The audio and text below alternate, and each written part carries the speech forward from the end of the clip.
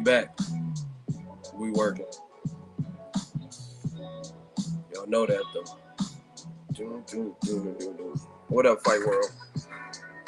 We're gonna do a little bit of this easy work, some post fights. Talk a little bit about boxing. Wait for some people to join. Knock out. Knock out. Yes. We back.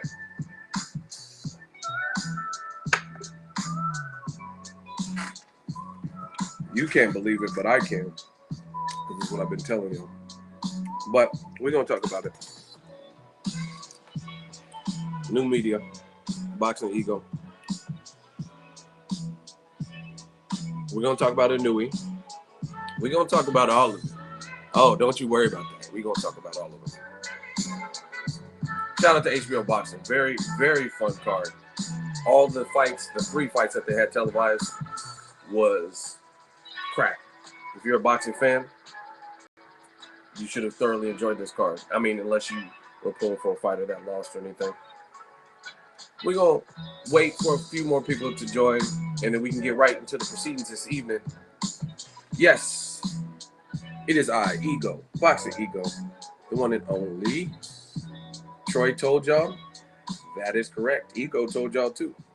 Me and Troy were on unison. Me and Troy don't always agree on things, but that's one thing we did agree with. And we're going to break it down. We're going to break this down. Now, we got enough people in the stream. We already have over 100 people in the stream. I'm sure more will come. But let's do the roll call. If you're new to the channel, when I do the live streams, what I like to do on this side, the Boxing Ego side, I like to do roll call. Roll call is where you guys rep where you from. Cities, states, I want to hear it. I want to know where you guys are from while we let people join the stream and kick it off. I'm in the Bay Area right now. Let me know. Where are you from? City, state, Seattle, San Jose, 978, Atlanta and Miami, 305, that's Miami, New Orleans, Pittsburgh, Paris, Cali, Memphis, Tennessee, Waterproof, Louisiana, East O. Where you from? The Nasty Natty, Cincinnati in the building. Buffalo, New York, Pittsburgh, Pennsylvania, Baton Rouge, Louisiana. Shout out to the Boot. Never been there, but I heard you got some good food. Toronto, East Palo Alto, my backyard. DC. Come on, do the roll call. Where you at? Madeira, Seattle, Fort Worth, Puerto Rico. I hope you guys are being safe out there. A lot of inclement weather. Where are you from? Tulsa, Dallas, Texas, Puerto Rico, 702, Vegas, Philly, Toronto, Chicago, UK, LA, England, DMV, Houston, Texas. Come on, keep it going. Keep it going. Hit the like button too, man. We out here working. Toronto, Chicago. We worldwide with it. Arizona. Come on, I know you guys in some other areas that I haven't shouted out. Sacramento, 916, Cleveland, Buenos Aires, Argentina in the building. El Paso, Texas, Kansas, Australia. Shout out to all my boxing fans down under. Philly, Arizona, Pittsburgh, California, Camden, New Jersey, Lancaster. All right, man. Let's get into some boxing talk. Again, for me, I thoroughly enjoyed the card tonight. Like the fights were good, and we're gonna break them down. So I'm guessing you guys want to hear the main event. That was the most, I guess you could say, dramatic for some people.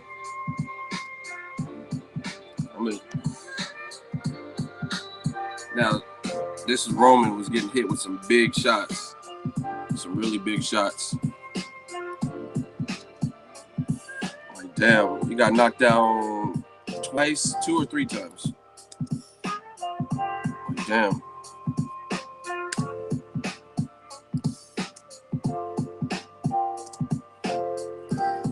I told y'all from the jump, man. New media. We unfuckwittable. It's all about telling the truth. Now, this is Roman. It was pretty bad, man. He just had nothing left, but like, damn.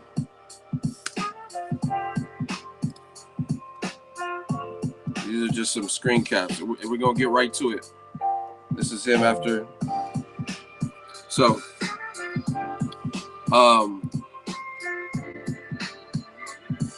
follow the movement, Boxingego.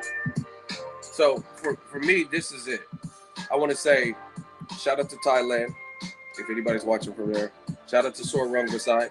And also shout out to Chocolatito. I think Rungvisai, he fought like a man possessed, like literally. When he was punching, and we're gonna go through some of the tweets. So I don't just tell you guys after the fact. I tell you in real time. I tell you before, and I told you along with Troy King, new media. We told you that there's certain things Chocolatito needed to work on. Yeah, this is no shade. This is just as fans and boxers and fans of the sport. You know what I mean? And it's deeper because I tell you guys all the time, man. This is boxing. This is like Golovkin said. Hey, no, serious business, right? You see, Ward moved up like 7 pounds from 68 to 75. Fought Kovalev, got dropped, but then what did he do next? He rallied his ass off and clearly did better in the second half of the fight. So he said on the telecast today, they had him as the guest commentator. They didn't have Roy Jones today. I don't know if he had another obligation or what, but he says, even though I won the fight, it felt like a loss because some people perceived it as Kovalev beat me. So he says, I can only imagine how Chocolatito feels. And he's going to come back focused, and he should be hungry. But I didn't really see that. I didn't see hunger from Chocolatito, right? I really didn't. And instead, what I did see is Rungvisai. Shout out to Nesman99, $2 super chat. Do the Schmuddy dance. He didn't have it when he moved up. That's definitely safe to say.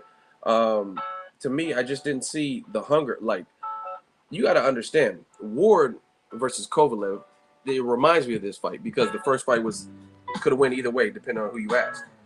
But Ward, in his heart of all hearts, he told you, he said it was 114 to 113. I believe that I won the fight, right?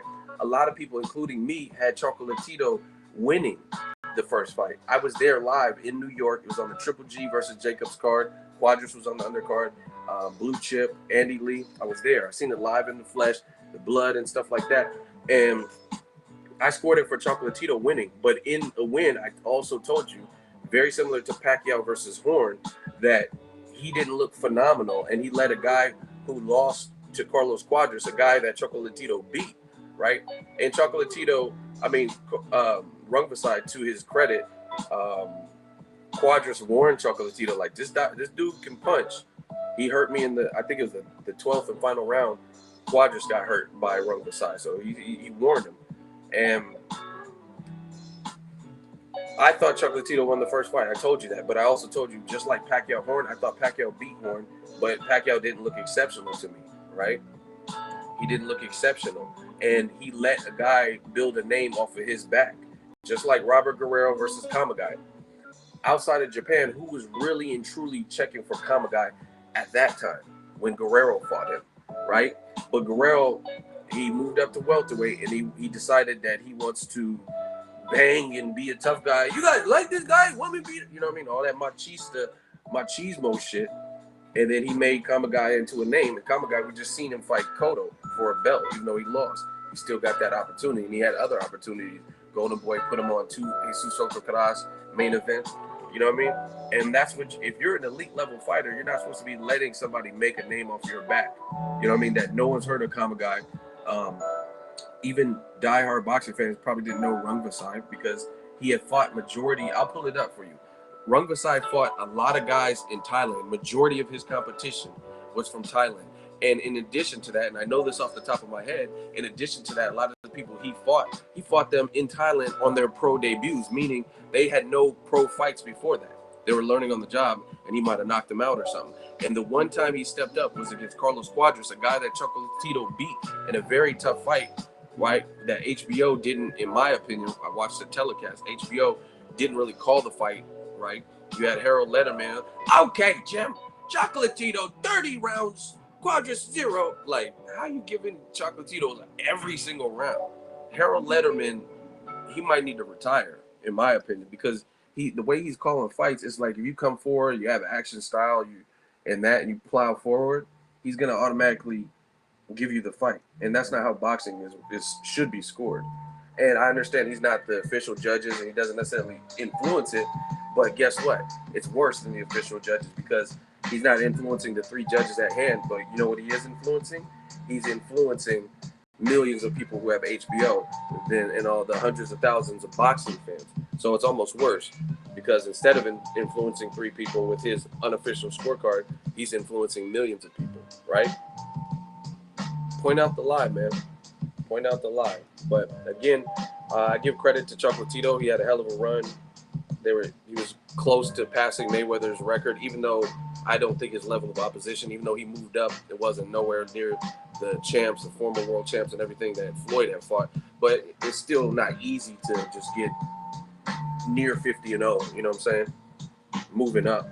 So you got to give him credit for that. I mean, he asked for the immediate rematch. We're going to break this down. We do the shmoney dance. We got Nesman, 99, donated $5 to the movement, to the channel. I think mentally he was defeated before he came in. My man was way stronger than him. But see, my question to you is this.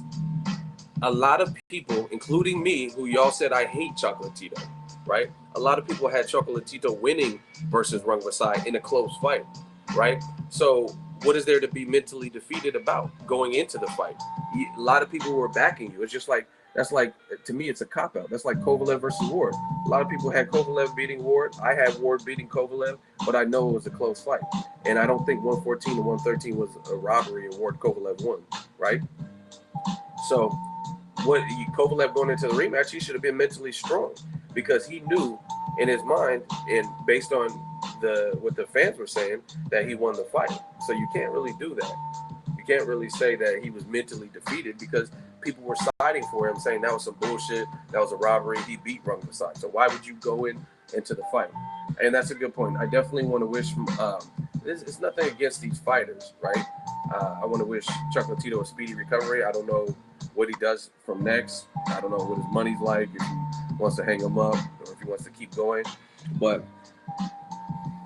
I try to tell you a lot of this stuff. Troy King tried to tell you a lot of this stuff. Like things like you got to understand boxing to understand it, to get it. And we're going to get to all of it, trust me. But I kind of want to talk about the fight more, and then we'll talk about some of the back end stuff.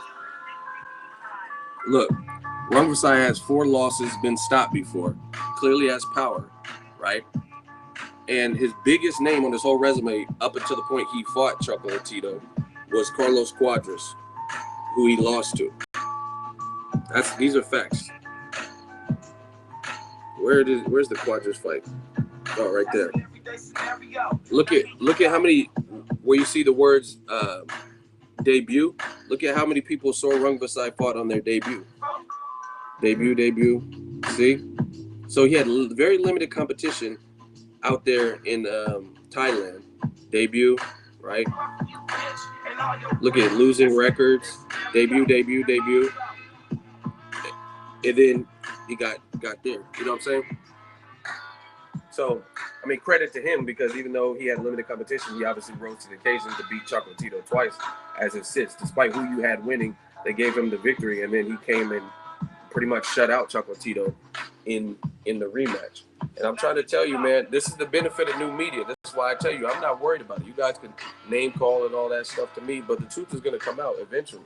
All the people, all the hate I got, all the griping people about Troy King and saying when he was giving his commentary on Chocolatito, I released a video with Paulie Malignaggi. He said pretty much the same thing me and Troy have been saying. And you guys said, oh, you Chocolatito haters and this and that. Ness 99, another shmoney dance, $5. He said whether they side with him or not, he knew he couldn't match this guy. Watch the beginning. He looked defeated, but tried. No, I mean, you're making, in my opinion, shout out to the super chats, but that's an excuse.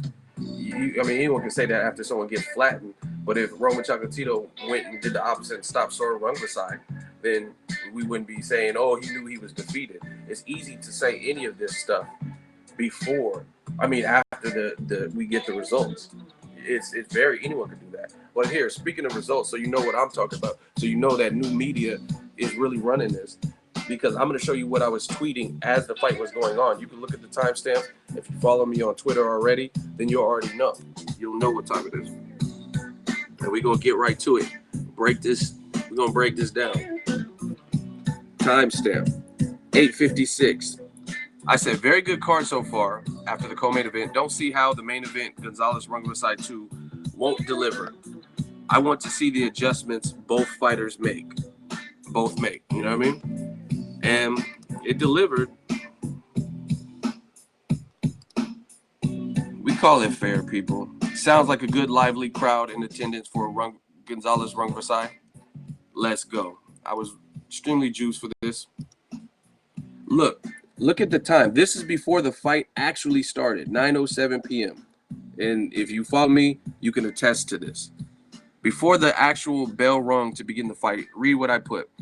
Rungvisai lacks fundamentals, but he has many power. That's a Bay Area word, meaning he's basically like hella power, or he's very powerful.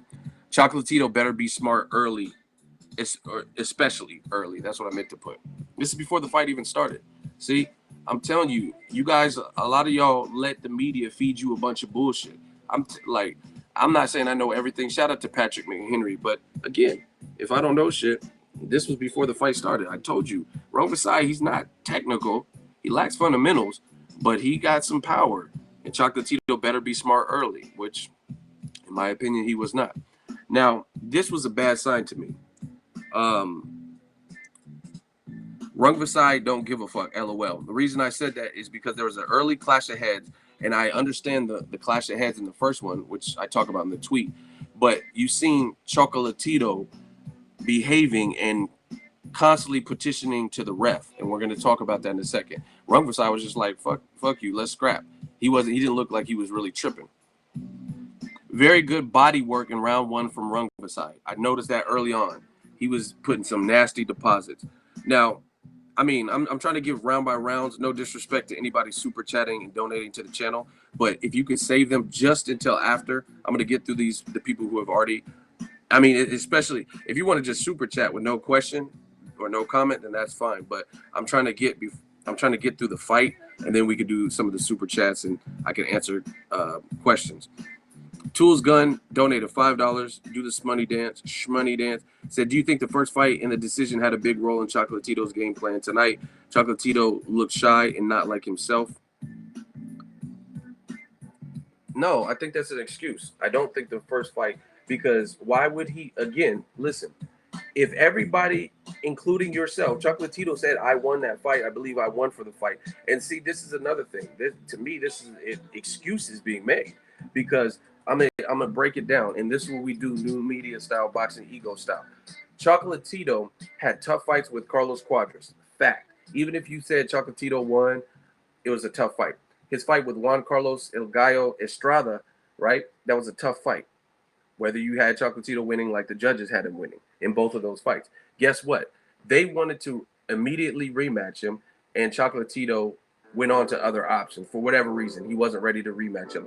But when he fought Rungvisai, he immediately he lost, and now he wants to rematch him immediately. Chocolatito, I mean, the champion calls the shots. Like he was pushing with the WBC to get an immediate rematch. So obviously, I can't say his confidence was shook, because if his confidence was shook, why was he the one pushing for the Rungvisai rematch? He obviously thought he could beat him. Rungvisai was the one like, yeah, he's a fighter. I think Rungvisai was a Muay Thai fighter before this, and he was just like, all right, fuck it, I'll fight him again, I'll beat him again, and he did that. So that's a cop out. That's an excuse to say he wasn't the same, because most people, HBO made that clear in this telecast. I myself covered the fight as media. I was in New York, Madison Square Garden. This was the Golovkin Jacobs. If you follow my channel long enough, you'll know that I was at that fight. And guess what? A lot of people in the crowd, HBO kept telling you on the telecast that, hey, 90% of the people scored it for Chocolatito. So how are we going to now make excuses saying, oh, do you think the first fight influenced the outcome and he wasn't himself? No. Rungvisai just proved styles make fights, and with the move up, that style wasn't really cooperating with what Chocolatito normally did against Brian Valoria or some of the smaller guys, which is what I've been telling you guys. It's not really that shocking.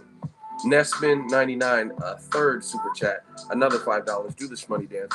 He said, I don't think Roman was as good as they say. I gave it to Carlos when he puffed them all up. And we got another Jay Vincent just donated. He just dropped $2. So shout out to that. If you guys could hold the super chats, till later, and this is rare that you'll see me because you know I'm about my bread, especially with Vegas, how much they're charging for the hotel for Canelo Golovkin. But if you plan on super chatting, just save it till we get through the tweets, and then we can talk and open up the floor and all that. But round one, very good body work in round one from Rungvisai, Siskret Rungvisai, right? I gave round one to Rungvisai. He's busier and he's coming forward with good body shots. 9-10. This was right after the fight, in between the rounds and whatnot. Shout out to my dude Luis Colazo. We were going back and forth. This is verified page, and I retweeted this because he knows what he's talking about. He said Chocolatito needs to keep his lead leg outside to have control on the inside. Fighter shit. Notice the fighters breaking down the mistakes. Max Kellerman making excuses saying Chocolatito fighting like he's been hoodwinked. LOL, stop. And I just shut that down. I told you. How is he hoodwinked from losing when he himself believed that he won? And a lot of HBO, they were pushing the narrative that he won. I thought he won a close fight, but I called it down the center. Rungvisai grunting sounds like he's throwing some mean shit. LOL. 9-13. Listen to me. I watch boxing all the time. Rungvisai was fighting like a man determined. I heard it in his, he was doing some like primitive caveman shit with the body shot, and he was really bringing it to Chocolatito. He knew he was the bigger man. He felt Chocolatito's best work in the first fight because Chocolatito was doing a lot more angles and stuff like that. He probably felt like he'd take his power, so he started sooner. Well, he started pretty good in the first one because he had the knockdown, I think, in round one. So even though a lot of people had Chocolatito winning, including myself, he really felt he won the fight. And it's apparent by his performance. He didn't fight like a man, just like Ward Kovalev, same thing. In the second fight, they showed the separation. Like, okay, you motherfuckers saying I lost? It's good. Everybody's siding with him and saying he's number one pound for pound, and he beat me. Okay. Same thing like Ward. Ward went back to the drawing board, got some shit right in his camp, didn't change too much. I talked to him personally, and he ended up stopping Kovalev. This is the era of new media. I told y'all in January, y'all got to start being honest. And like the grunting, I knew Rungvisai wasn't playing. Look at these tweets. These are all consecutive tweets while the fight's on. Rungvisai fighting angry, LOL. I said round two, Roman keeps complaining to ref. I understand the headbutts from the first bout, but to me, it's not a good sign. Listen, the reason I said that is not a good sign is because I get it. As a fighter, nobody wants to get hurt or headbutt or anything illegal. I get that. But the referee knows, I'm pretty sure that the referee knows that headbutts cause bleeding in the first fight. I mean, anybody, if you're reffing a rematch, a popular rematch at that, which was like a fight of the year rematch, I'm pretty sure you probably studied up on the first fight. Everybody knew Chocolatito was bleeding and stuff, and everyone blamed the headbutts, said that was the only reason that Rungvisai was winning, or some people had him winning because of blood, and he proved y'all wrong. He proved y'all wrong with that. So anyway, look at this next tweet. The ref is there to officiate. You're in a real fight with a rough, rugged guy. You got to just worry about that. That's what I like about Floyd Mayweather. And I'm going to explain this to you guys. You all get mad. Oh, you sucking Floyd dick and all this dumb shit. And now you'll be understanding what I'm talking about. That's what I like about Floyd Mayweather. He won't overly verbalize when he's fighting a rough and rugged Maidana or Conor McGregor. He just tries to keep it up and adjust. Listen to me. Floyd Mayweather, he's a fighter, so there's times where he might complain to the referee. He might complain to the referee about Maidana's hit me low, or he's headbutting me or whatever. I got a cut because of that. He complains about that stuff. But if the referee's not doing enough to officiate it, then he'll fight back dirty or use his elbows. He just knows he's in a war. He's in there with Maidana, and he has to stand his ground and do something. Another example. Shout out to my dude Andre Berto, but I got to use him for this example. Sean Porter. We know his MO. Sean Porter. Rungvisai is like a Sean Porter-ish person for the division. I think there's some differences. I think Porter, he's more like his feints and shit. He's more athletic than Rungvisai and shit. But similar stage. And I went to that fight too. I covered that as media. Andre Berto, he likes to get, he's a speedster and just like, like, you know what I'm saying? He wants to get his uppercuts off and he wants to do clean work, right? He wants to do clean work. Sean Porter don't give a fuck what you want to do. Shout out to Kenny. Kenny just called me. I called you back. You said you were going to call me at the weigh-in, but you didn't. But I'll be in Vegas, so I'll see you. But shout out to the Porter. They don't care about that. They don't care. Berto kept like, hey, the ref, he's hitting, he's doing headbutt. The ref, if he ain't doing nothing, you got to just buckle down and hit him with some hard shit and force him not to do that. I think Berto did this also. It's a mistake where he was complaining to the ref in the in the Robert Guerrero fight. In the Robert Guerrero fight, he was like, he was just mugging and uncomfortable pressure, smugging, and he felt it was dirty. But listen, the ref, if you complain and the ref ain't doing what you think they should be doing, then you got to just buckle down and fight. Again, that's why I understand Floyd Mayweather, because Floyd Mayweather, it's okay to plead your side, right? And petition what's happening, what's wrong. But if the ref ain't siding with you, you got to figure it out. And Roman, I told you, was a bad sign, and I seen it early in this fight. Tweets are in real time. A very bad sign that he was complaining to the ref every time he got headbutt, just a little bit. You know what I'm saying? He was like, he wasn't bleeding from the headbutt. It wasn't like a cut and he started leaking. It didn't even look like it was like a bow. You know what I mean? Like Tim Bradley back in the day, he had that big dome and he used to headbutt some motherfuckers. And I know that probably stung where you see black spots and shit. It wasn't nothing like that in this particular fight. Rungvisai was just coming, chucking, yeah, like, you know what I'm saying? He was just chucking some mean shit, like I told you. Let's go. Real time, 9:17. Saw Rungvisai bullying Roman Gonzalez to me in the first 3 rounds. Rungvisai fighting like he really believes he won the first fight, even though I thought Roman did. So this is what new media does. We keep it real. I told you, I thought Roman won the first fight, but it wasn't by a wide margin, and I don't think he looked like pound for pound number 1. Shout out to this fucking monster right here, and we're going to get to him in this. Please believe that. Look at the timestamps, people. We talk real boxing over here. Honestly, I've given Rungvisai the first 3 rounds. He's fighting determined so far with more conviction.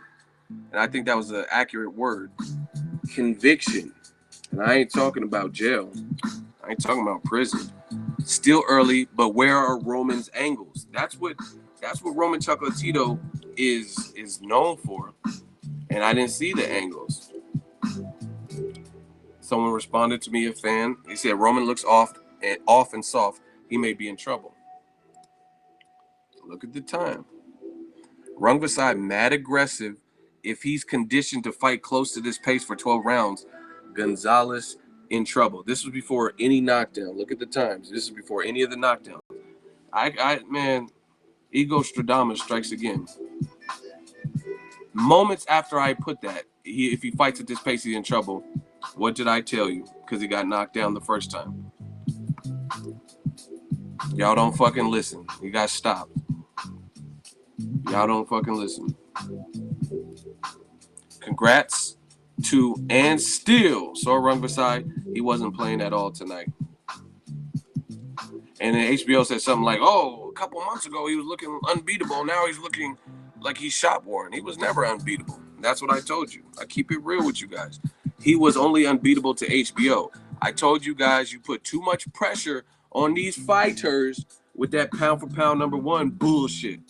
Let them develop. Let them naturally be who they're going to be. You know what I'm saying? Without force feeding the public. Now we went through the fight. It was a knockout in the 4th round in the rematch. Some people are questioning what's next, if Roman can come back from that. If you guys want to do super chats, now we game because I can stop now. I just had to get past that uninterrupted. But if you have super chats you want to donate to the channel, PayPal, we will have the Venmo soon. You can do it with the dollar sign. But yeah, I haven't watched HBO 24/7 Canalo Triple G. They'll have it on YouTube shortly, so I'll probably catch it there. I don't know if I record it, if I put the DVR to record that far. But back to Chocolatito main event.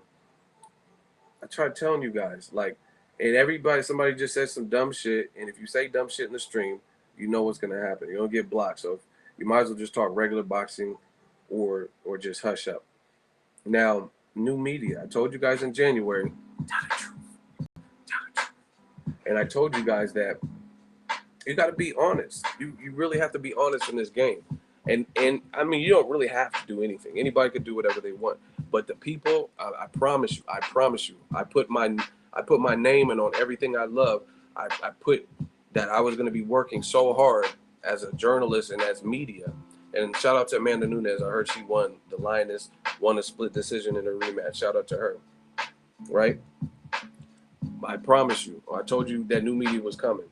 On everything I love, I told you what it was and how I felt. And if you don't speak honest boxing, and you're coming from a place of, like, you're holding onto these grudges and like agendas and stuff like that, like, you're gonna be wrong more often than not. But look, Roman Chocolatito Gonzalez boxing ego. I talked about this, right? You see that? Troy King talked about it. New media. Troy King, Roman Chocolatito lost to Rungvisai. Troy explains, it says Rigondeaux stops Chocolatito. Does anyone disagree with? This was me 2 years ago telling you to check for Roman Gonzalez. But unlike HBO, even though I did this 2 years ago, I was just giving you guys, I said he's a top 10 pound for pound star because he was moving through the ranks.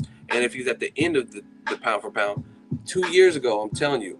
And then once they create the hype train and the media starts getting involved in, like, in my opinion, kind of over promoting these guys and making them sound unstoppable, right?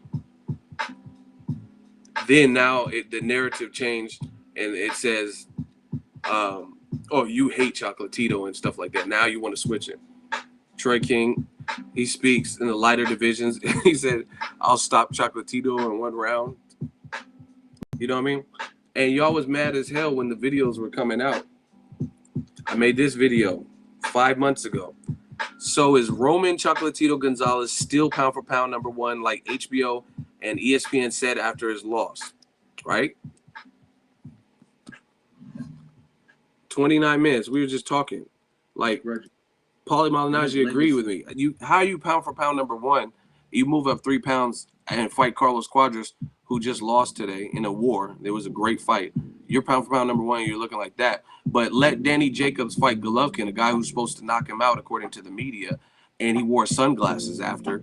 And y'all motherfuckers would be like, oh, you see Danny Jacobs, he had to wear sunglasses. I seen Danny Jacobs before he put the sunglasses on, and he did not look like this. I guarantee you that. I was there. And this was when he fought. This wasn't even the Rungvisai fight. He looked bad in the Rungvisai fight. This is the Cuadras fight, right? So I made the video, new media. I said, so is Chocolatito Gonzalez still pound for pound number 1? 368 comments. They already moved from Chocolatito, and now Lomachenko is number 1 pound for pound to these clowns. Constantly disrespecting Ward. See, some real recognizes real. The guy who lost to Salido is now considered number 1. Get the fuck out of here. Ward is number 1 pound for pound. Don't give a damn what anyone said. Right? But look at, I'll try to find it. I can't maybe show you all of them. Are you a boxing personality or a boxing journalist? Can't play both sides of the fence if you want legitimate credibility. Like, motherfucker, I am boxing. I got credibility. What are you talking about? See, again, 14 likes. People don't like what you say, and then they always try to influence your credibility. You know what I'm saying? Like, what did I... See, look, that's not true. He praises fighters for their skills, not their race. So, obviously talking about me, he's a moron who makes videos in his smelly ass apartment all day about how black fighters are the best and white fighters are all overrated. So even though Chocolatito's not white, this is what y'all was saying because I made a video about Chocolatito. New media is fucking y'all boys up.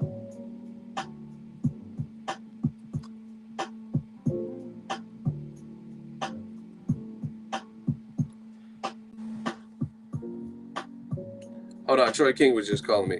Saying that it was just HBO claiming to have Roman number one is disingenuous. Most boxing publications and pundits like Ring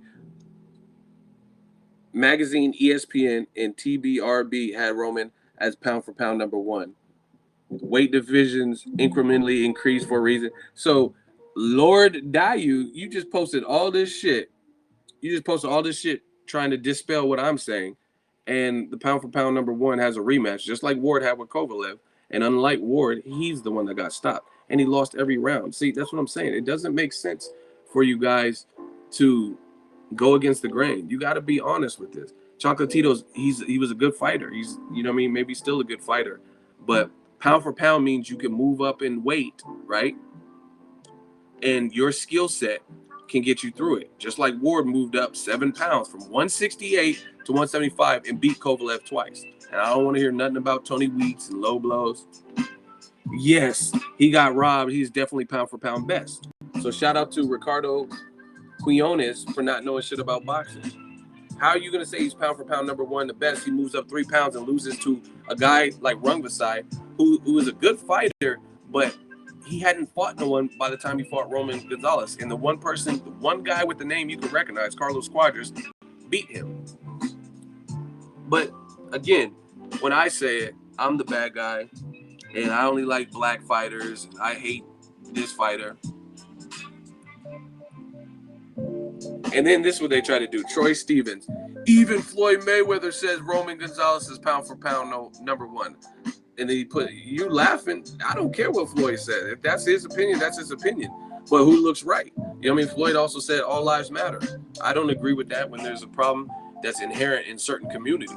You know what I'm saying? So Floyd's a great fighter. But I don't mean I agree with everything he says. But that's what they try to do. Y'all try to use it against me. But Floyd said, does it look like I give a fuck what Floyd said in relation to my opinion? He also said that Donald Sterling, the racist one from the Clippers, he never treated me bad. I mean, I don't want to eat dinner with that dude. You know what I'm saying? So, I mean, you guys can try to use other people's. That's what you always do. But Floyd Sr. said, you think I like black fighters, and because a black fighter says something that I don't agree with, that I told you I don't agree with, that doesn't change me. I don't care. I don't care if he's black. I don't care if he's the same nationality as me. I don't care if he's from the same area as me. I got my own opinion. And that's what I speak on. But new media.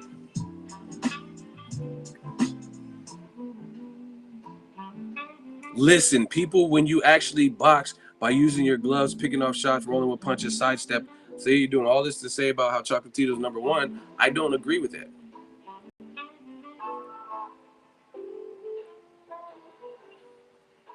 But once again, truth always comes out. Y'all said I only like Ward because I'm from the Bay, and Chocolatito was number one, and then he vanished from the pound for pound list after the first loss. So what's gonna happen now? Look, you got a picture of Chocolatito, and you're talking about still pound for pound number one, 47-0. Y'all know it's the truth. Gonzalez the only champ without a belt. See? I mean, you tell me who won, who was right.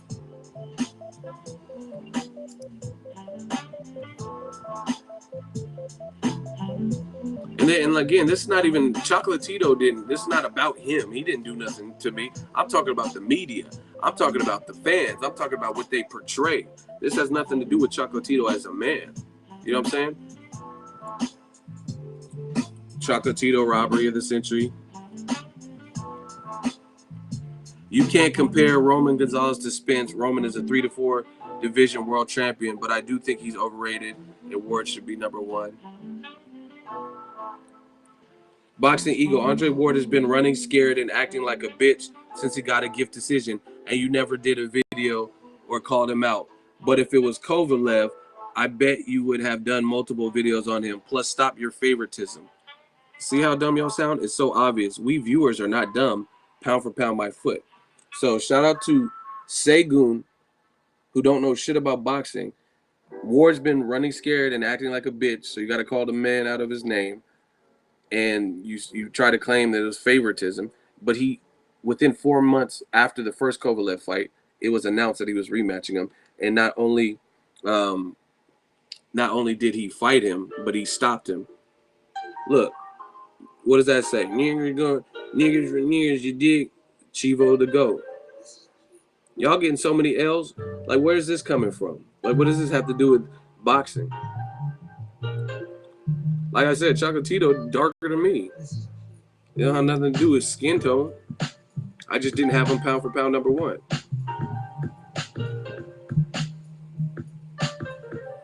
Ego, I'm always on your channel because I think you're one of the best and usually right on point with your boxing comments. My opinion hasn't changed. However, I disagree with a couple comments you made about Gonzalez. What are you guys disagreeing with?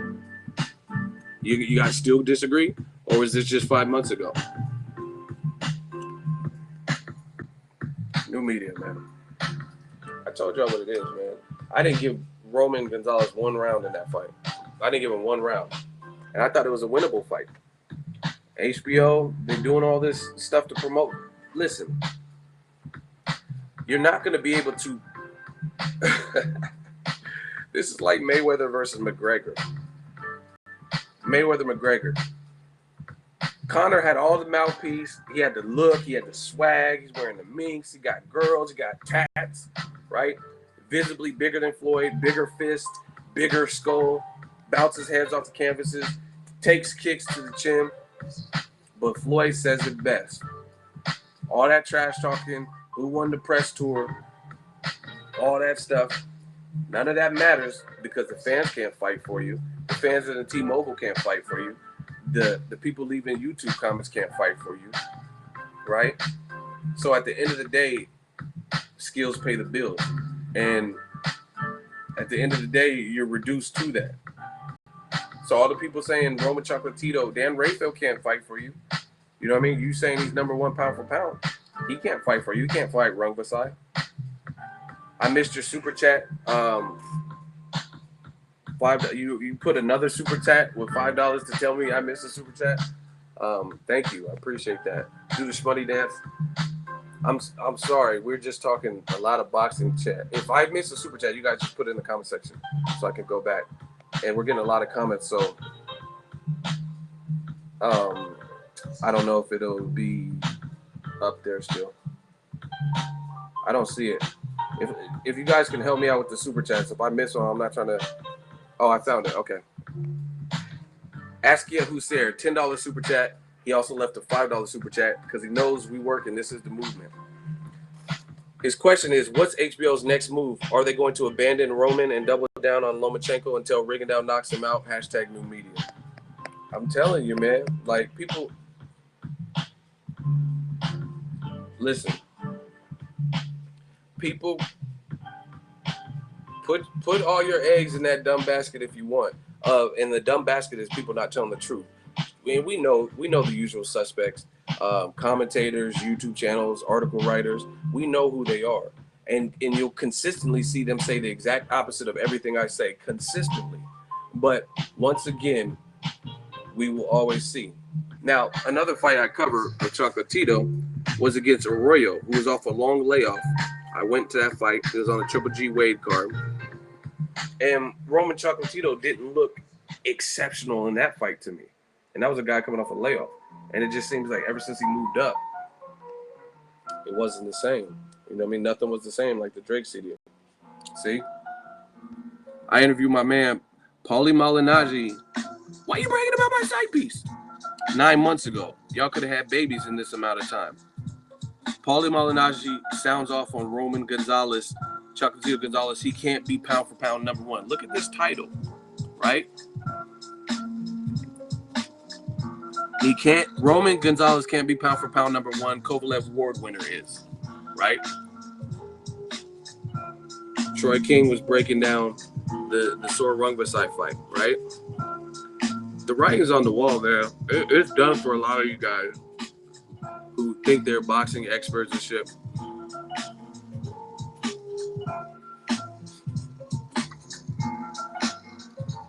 People want to be, oh, this HBO, they should know. You don't know, ego. But look at what I've been telling you, and that's why I'm showing you. Yeah, we putting salt in the wound. That's why I'm showing you. I'm showing you what it is. Again, this is not against Roman Chocolatito. This is against the machine, the vehicle that keeps putting fighters like Andre Ward and Terrence Crawford on the back burner, right? To push their agenda. And then they're always wrong. Skip Bayless, always wrong. Like Floyd said, they can't fight for you. Shout out to Alex Lugo, $2 super chat. Keep up the good work. I want my hats, man. Hats coming soon, man. I didn't forget, but you see how busy I am. I've been going live like a maniac.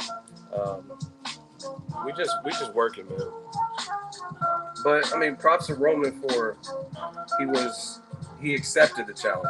I give him credit for that. Right? He accepted. That's warrior shit. But to me, we can't make excuses like, oh, he was mentally beaten.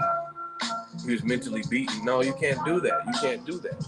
You can't say he was mentally beaten when a lot of people were like, there, and you know what I mean, and like consoling him, saying, hey, that Rungvisai guy from Thailand, he didn't really beat you, so why would he be mentally broken after the first fight? Right? Let's put some more salt in the wound.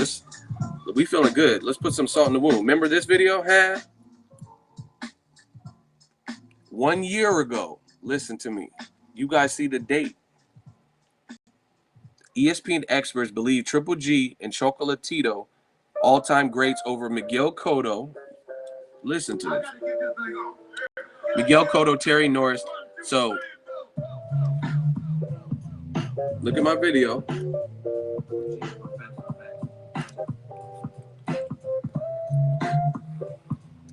Why does ESPN rank Triple G before Terry Norris on their top 25 in the last 25 years?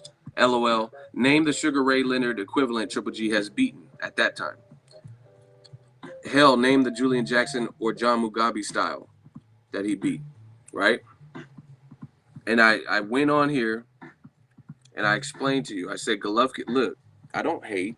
Golovkin is very talented, decorated amateur background with potential to be great. But how can you rank someone off of potential? You guys see this. And I also talked about the Chocolatito, right, in this video. This was a year ago, people. And like I said, what a difference a year makes. Y'all were saying, oh, you're a hater and you just hate Golovkin and Chocolatito. No, that's not it. Look, they had Golovkin ranked in the all-time 25 list. So we broke it down. Then they had, oh my gosh, we throwing salt in the wound. Listen to me. The craziest thing about this whole situation, they had Chocolatito ranked higher than Golovkin. And I told you in this video and other videos, I think that Golovkin's style is harder to beat than Chocolatito's style. Golovkin's, you got to get through some mean shit to beat him, like Canelo. If he wins, you're gonna have to work for that. And I'm not saying if you fight Gonzalez, you don't have to work for it. He's still a good fighter, but I mean, you've seen Rungvisai. I never seen Golovkin get dealt with like that by anybody. How Rungvisai just did Chocolatito. Dominated 3 rounds, 2 knockdowns, and a knockout. We haven't seen Golovkin in that situation. We haven't seen Golovkin's face look like Roman after the Quadras fight or after the first the secret first fight. So once again, you guys tell me who has credibility, right?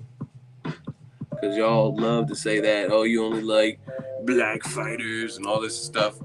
But ESPN, the one, they're telling you that above legends like Miguel Cotto, Terry Norris, and Winky Wright, and Ward, and all these people, they're telling you that Chocolatito trumps them in the last 25 years. This is crazy. Y'all probably don't want it. Like, y'all probably don't want to hear what Troy King has to say.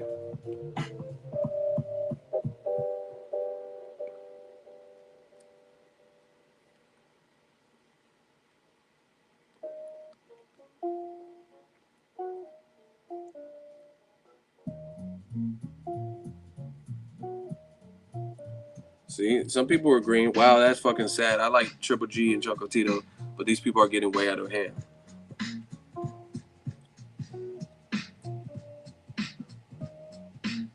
See, this is what y'all was saying a year ago.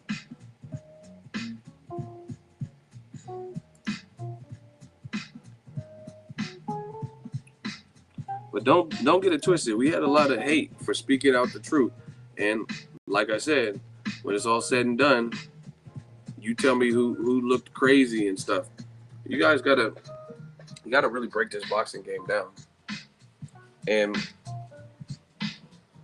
people want to attribute, let's say, Ward, hit the like button. If you're in the stream, we got almost as many people on the stream as we have like buttons.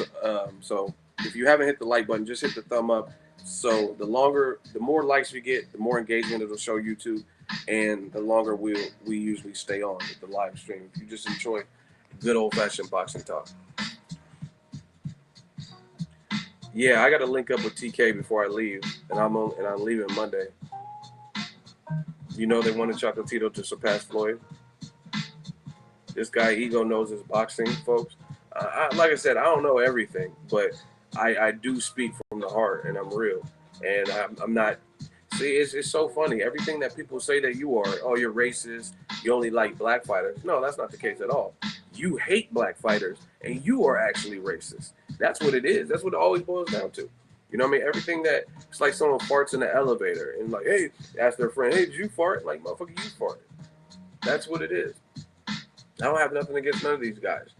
But if I see Crawford, who just became undisputed, and somehow Teddy Atlas and ESPN is saying that somehow Lomachenko with a loss in way less fights is ahead of him, then that's going to be concerning. Because I respect Teddy Atlas. I think he has a wealth of boxing knowledge. But I don't agree with that. If Andre Ward's been doing this forever, Super 6 alone, but even since the Super 6, he fought Edwin Rodriguez when he was undefeated. He just won a tournament in like Monaco or Monte Carlo or somewhere. He knocked out the other finalists in one round. Edwin Rodriguez missed weight, weighed 190 something on fight night. All that. Ward beat those guys. Chad Dawson, he was a light heavyweight. He agreed to come down. He got knocked out, right? Sullivan Barrera knocked down. Ward's first fight at the full weight. Kovalev. You know what I mean? Look what he's done. And you want to tell me that Lomachenko is up above that? And before that, you were saying it was Chocolatito. And the funny thing is, you guys say I hate every fighter. But Golovkin, Lomachenko, I think their styles are harder to beat than Chocolatito's. And I've always maintained that. Lomachenko, he's not unbeatable because if he was, he wouldn't have a loss. But I think his style is harder to beat. Where he's at right now is harder to beat than Chocolatito.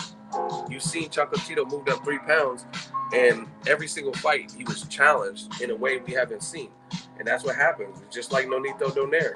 And I'm from the Bay Area, like Nonito Donaire. He had a hell of a run, undefeated for 11 years, even though he had an early pro loss, right? He went undefeated for 11 years, beating Jeffrey Matabula, breaking his jaw, Jorge Arce, Wilfredo Vasquez Jr., right? He beat some guys, Omar Narvaez. But he had speed and power, Victor Chinian, Stretch Fernando Montiel. But when he was in there with somebody who's as methodical, who could match him in the speed department, who had more wits and more brain power, like Rigondeaux was a southpaw.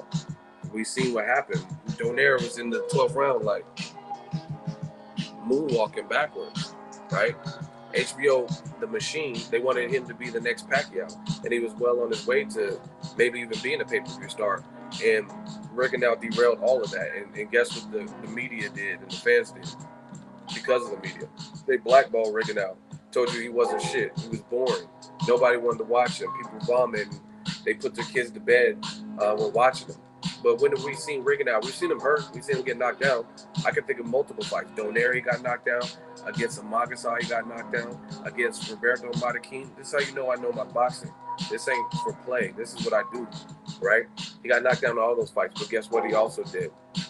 He went on to stop a lot of those guys and or convincingly beat them, right? He never looked like Roman Chocolatito Gonzalez did tonight. Fact. Do the Schmuddy dance. Askia Hussein, another $5. Is Jamal Charlo going to become the new duck fighter at 160? I'm thinking yeah. And the reason because he has a name, but it's not as big. It's like basically, if you fight Charlo, it's not like you're going to get the highest paycheck you ever. Like Canelo fought Mayweather, so if he fights Charlo, it's not going to get the equivalent paycheck to when he fought Cotto or Mayweather or Golovkin, right? Same thing with Golovkin. Golovkin fought Jacobs and Kell Brook and got really nice sized paydays, $5 million I think for Kell Brook. If you fight Charlo, I don't think you'll get that because of the fan base is a little bit different in the U.S. versus the U.K. So yeah, I see Charlo being avoided. Jamal. Back to this card, man, Chocolatito, because that's the current event. So I'm trying to get all my thoughts out regarding that. Roman didn't give immediate rematches to Estrada and Quadras, but he was eager to rematch Rungvisai. And to me, he looked disinterested in this fight. He went back to his corner and he was just sitting there. I don't know, maybe he felt that power, maybe he felt he was in over his head. But I thought, from what I seen, it looked like he had a new trainer, and it looked like he had, it looked like he had a good training camp and stuff, new trainer. Let's talk about Inui, and we'll go back to Chocolatito. Again, look at the timestamps. This is how you know who knows what they're talking about. This was before the fight started. I said, Inui about to show y'all why he's called the monster. Watch this KO. Be right back. Grabs popcorn. Ego Stradamus once again. Now you can easily say, "Oh, I knew he was the favorite. Everybody knew," but it's not just that. It's breaking down the fights in real time and or before. I said first time he's fighting in America, and Nui looks calm as fuck. #monster. I like his composure in that fight. His first time fighting in America, he didn't look phased one bit. Listen to me. Inui got a nasty left hook and a left to the body 100. The 10-second clapper was so aggressive, Inui got confused, and he thought that it was the end of the round. I told you the punch. Not everyone can do this, I'm telling you.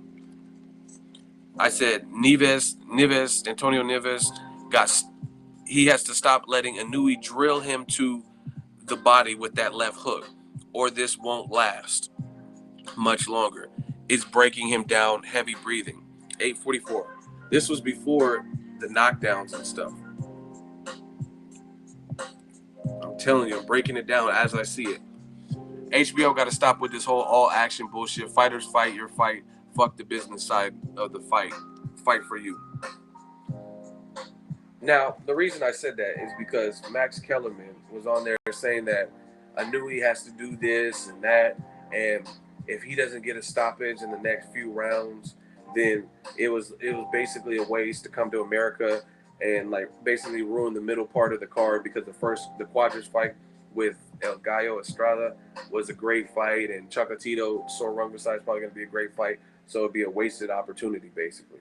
Listen, don't listen. If you're a fighter, don't listen to Max Kellerman with that. I mean, you can listen to him whatever else, but with that, fight your fucking fight. Don't let these commentators who aren't taking the punches, including myself, don't let them tell you how to fight, because realistically, Inui was chopping his man up. There was nothing he was doing in there that I would say a coach would have been like super mad. This was a tough guy. The Antonio Neves or whatever, I think he had never been knocked out or knocked down or something like that. He was actually coming from a higher weight division, right? And he was coming down in weight. So then I'm glad Inui just stuck to it. I'm glad Inui don't speak English probably and didn't hear what Max Kellerman said, so he just stuck to his game plan. There was nothing he did wrong where he needed to change his game plan. Fight stupid. Fight this HBO aggressive bullshit that they keep promoting like it's the only style of fight. Listen to Harold Letterman's cards. Anytime it's an aggressive come forward, okay, Jim, Andre Ward, I gave him 1 round. Sergey Kovalev, he gets all 12 rounds. Like, that's 13 rounds. It doesn't even make sense. The HBO got to stop with that. Tell the truth. Tell the truth. Shout out to Latin Mayweather Cardoso Perez, $2 super chat. That's real talk. They ain't going to pay your bills. Yeah, man, fuck that. Fight for you. Like Drago said in Rocky IV, one of my favorite boxing movies. He's like a piece of iron. I fight for me. I fight for me. Like, fight for you. Don't listen to that fight action. There was nothing. Inui had a crispy ass jab. His left hook was money. You know what I'm saying? Fight for me, fight for you. Don't listen to that because you going for HBO ratings and shit. If they were able to hear, you're gonna listen to them. When you're breaking your man down, who came down a division, you got to be realistic. You got to be really. He came down a division. He was tough. He looked game. They said he was a banker full time, but I mean, not just anybody in the division would have broke him down that surgically and dominated every single round. He was throwing, especially in rounds 1, 2. Antonio Neves was throwing some cool shit. Max Kellerman telling him to he doesn't want to waste this opportunity by not getting to stop it. Listen, and that's to me. Max Kellerman, I think he knows stuff, but he's also, I think, a company man where he's going to keep. He's going to try to say things in line with HBO's schemes, and that's why Showtime's killing HBO right now. To be honest, I mean they got a great Canelo Triple G is a great card. And this was a great card, but by and large, for the year, they're getting killed, especially with the commentary because you keep promoting this. You can't manufacture this. You can't tell us Chocolatito's #1, and then he gets knocked out in a rematch where people thought he won. How does that happen? You know what I'm saying? So it just HBO needs to stop promoting, and you got to be real. You know what I mean? Stop promoting this pure action style. Let the fight build. If it turns out to be lackluster or somebody's evasive and it takes rounds to fill them out and get them out, then that's just what it is. You don't anybody. That's why I said it's like almost a rookie comment from Max Kellerman, just based on the fact that any boxer, ask a skilled boxer, Rigondeaux, Canelo, Floyd, any of them, what happens when you look for the knockout? If you look for the knockout, meaning you're trying to hit him with one punch and stuff, you in turn increase the risk of you getting knocked out. So HBO got to stop it, cut it out with this whole narrative that you have to keep plowing forward. This is some Rocky movie. That's not how it works. It's not how it works in the real world. Fight your fight, fighters. Fight nerd, $5 super chat. Siskret Sor Rungvisai, Neo Inui, Juan Francisco Estrada, or Jerwin. Is that the Pacquiao dude? Pacquiao's fighter is dope. I don't think he's experienced enough for these guys yet, but he was looking nice. He got that body shot. Who you got winning? I would pick Inui, to be honest. He's tall, rangy, and he shows the most boxing ability. Snappy ass jab, left hook to the body. The fight I probably want to see most is Inui versus Rungvisai. Right now, I mean, it would have been Chocolatito if he would have won.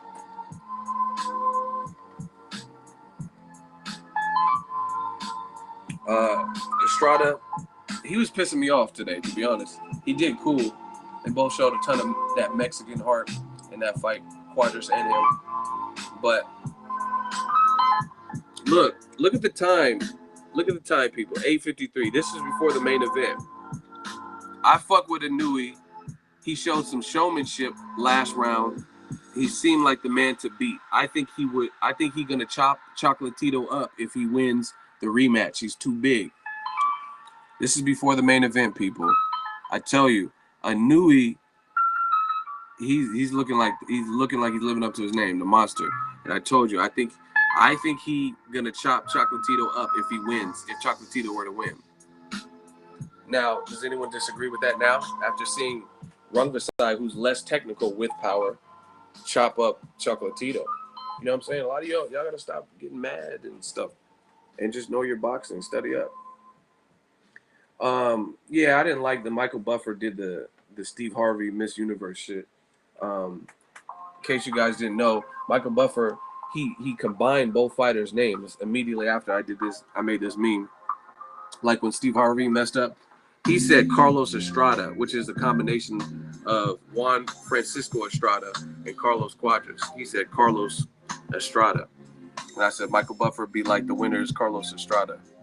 So yeah, he dropped the ball with that. He had Carlos Quadras thinking that he won, and then he took it back and said, "Oh, hey, guess what, motherfucker, you didn't win." Saw Rungvisai win, but Inui looking like a monster. B. Inui left hook to the body. 10 seconds. The clapper confused him. He thought the round was over. Watch him start walking back to his corner and then jump right back to it. Look at that left hook to the body. Ooh, oh, Inui. Oh, look at Inui throwing smoke. He was hurt. Look, he started walking away like, oh shit, I'm back on your ass. That clapper confused him. Y'all see that? He started walking back to the corner because she was clapping the shit so loud. He thought that was the bell to sound the round was over. So he's like, all right, y'all, I'm done. I'm out. Psych, I'm back, motherfucker. Crazy stuff. But yeah, Inui's looking like the real deal. He's not invincible. I think he's developing, and I like the pace he's developing at. Again, the guy came down in weight. You fought him, and you chopped him up, and that's a good opponent for him. Tough guy. The guy was supposed to be naturally bigger, but like Max Kellerman talking about he need to really make a statement. Yeah, I hate that mentality that HBO keeps putting. That's like Chocolatito was in there tonight with a big puncher. That's like telling him, oh, trade with him. Why would you trade with that dude? That dude, I told you guys before the first fight, I did my homework, and I said, Rungvisai reminds me of like a Takashi Miura. He's not the most technical guy, but he got real life power that you can't really deny. You know what I mean? Like the Joe Smith Juniors of the world. Not the most fundamentally sound, but you don't want to get clapped with one of them hooks or one of them straight shots or whatever. So it doesn't make sense. Rungvisai, Chocolatito, you shouldn't tell him to sit up there and trade with him. And like I said, Rungvisai, he had the juice right now. And I'm not talking about Pez. I'm talking about like the movie Bishop for all you square motherfuckers. Inui is only 24. Yeah, he can grow, man. I like that. Whatever Japanese program he has in boxing, they teaching him what he needs to know. Left hook to the body. That's like Cotto's left hook to the body when he was in the lighter divisions. Cotto used to throw that nasty hook to the body. Again, he's still raw. I still see some things he can work on or whatever. But I was pretty pleased with Inui's performance. Things like, I would say he's going to have to work on creativity. Like Canelo learned on the job, and he has like 50-plus fights. So he's very creative. If he has you like James Kirkland, his punch variation is retarded. The way he puts the punches together. So he's creative with how he gets you down. Like upstairs, I can't do it with both hands, but he'd be like upstairs, body, uppercut. You know what I mean? He's going to get creative. So I think Inui can work on things like that. How do you break your man down? Masking your attack. Don't just let him know, because the advanced fighters, veteran fighters, if they're hurt, they're going to tuck that elbow and try not to get hit with that same shit over and over and over. Like, look at Mayweather. You hit Mayweather. Conor landed a vicious uppercut in round one. When did that uppercut ever come into play ever again? Ever in the Conor McGregor fight? And I don't want to hear, oh, it's because Conor was an MMA fighter, and that don't matter, because Shane Mosley rocked Floyd twice with a beast of a shot, twice in round two, and that shot never presented itself again. So it's not just Conor McGregor's thing. Floyd, Andre Ward, he got hurt by Kovalev, dropped.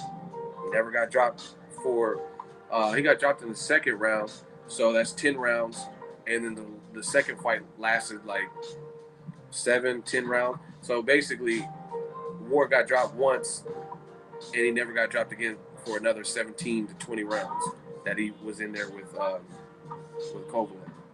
That's how you know when a fighter's smart. Jim Lampley, actually today, he wasn't really bad on the telecast. Sometimes I'll be like, wow, he didn't really say nothing outrageous to me. Harold Letterman is the one that he's like, his commentary is deteriorating. It's like, if you don't fight this crazy offensive style, like, listen to me. Let's talk about the Estrada fight. Let's talk about it. So, the Estrada fight was dumbass close. I thought it was a close fight. And again, you guys can listen to me, little old me. You can listen to HBO, whoever else you want to listen to, another YouTube channel. But I try to call it real. And the thing where I noticed that it's kind of fucked up for HBO is, if you listen to like the commentary for Harold Letterman, like, listen to what I'm saying. If you listen to Harold Letterman, let's say you were washing dishes in the kitchen, so you weren't really seeing all of the action because your back was turned to the TV and you're just listening to it, and you're listening to Harold Letterman's commentary, you're going to have a vastly different perception of the fight. You're going to think like, oh, fuck, This person's getting their ass whooped. You know what I mean? And then if you really sit down and watch it and know boxing, then you'll be like, oh, wow, this was pretty competitive. Like, it's just crazy. He wasn't giving it Estrada. He gave him 1 round out of. Let's talk about it. We'll talk about it. These are the tweets.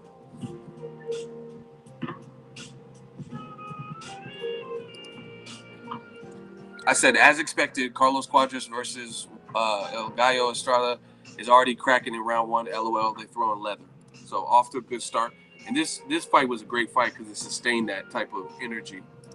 Both guys were like jockeying for position and stuff like this. Cuadras fighting mad aggressive, landed a good ass body shot about 1 minute left on the clock of round 1. I gave him the round. Estrada stayed composed. So you've seen Estrada, he had a slow start, but he wasn't out of the fight. You know what I mean? He was still landing some stuff here and there. It just wasn't as consistent. Carlos Cuadras, very crafty. He uses some frenetic energy and movement, switches his stance. And I said Cuadras needs to keep that dedication to the body attack. He had some very good body shots the first 3 rounds. A fan posted this. It should get better as it goes on, and it did. I thought the drama came later, second half.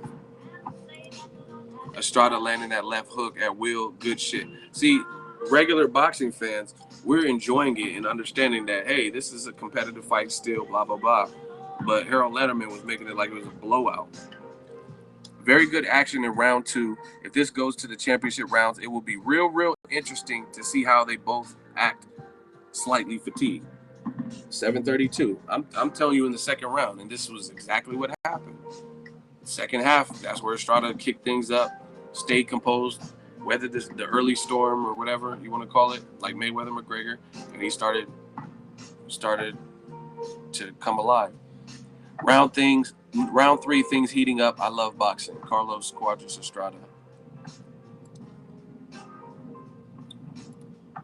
I was at Cuadras' last fight on Golovkin-Jacobs, Rungvisai, Gonzalez' first fight, and he already looks 10 times better tonight. He didn't look good to me. Cuadras didn't look good when he fought on the undercard of Golovkin-Jacobs, but he looked good in the first half of this fight especially.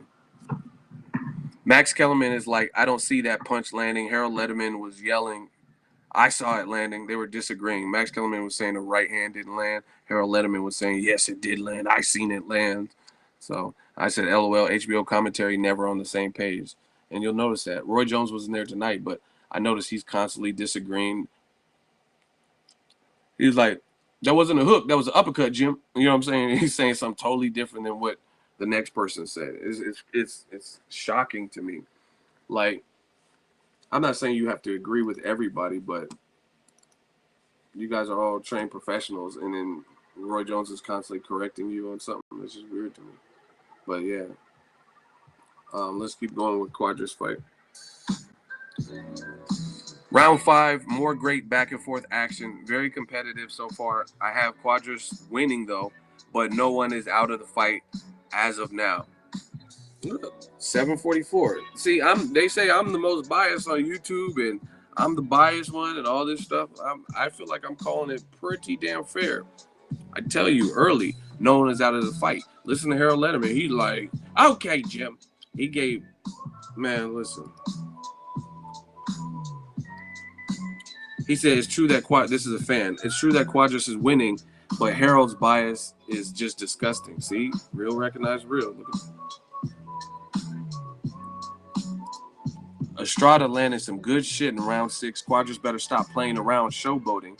All that energy flattens out midway through. You know, when we start to get fatigued. So it wasn't like Estrada was playing in there. Carlos, I said Cuadras better not fade. Estrada, good offense.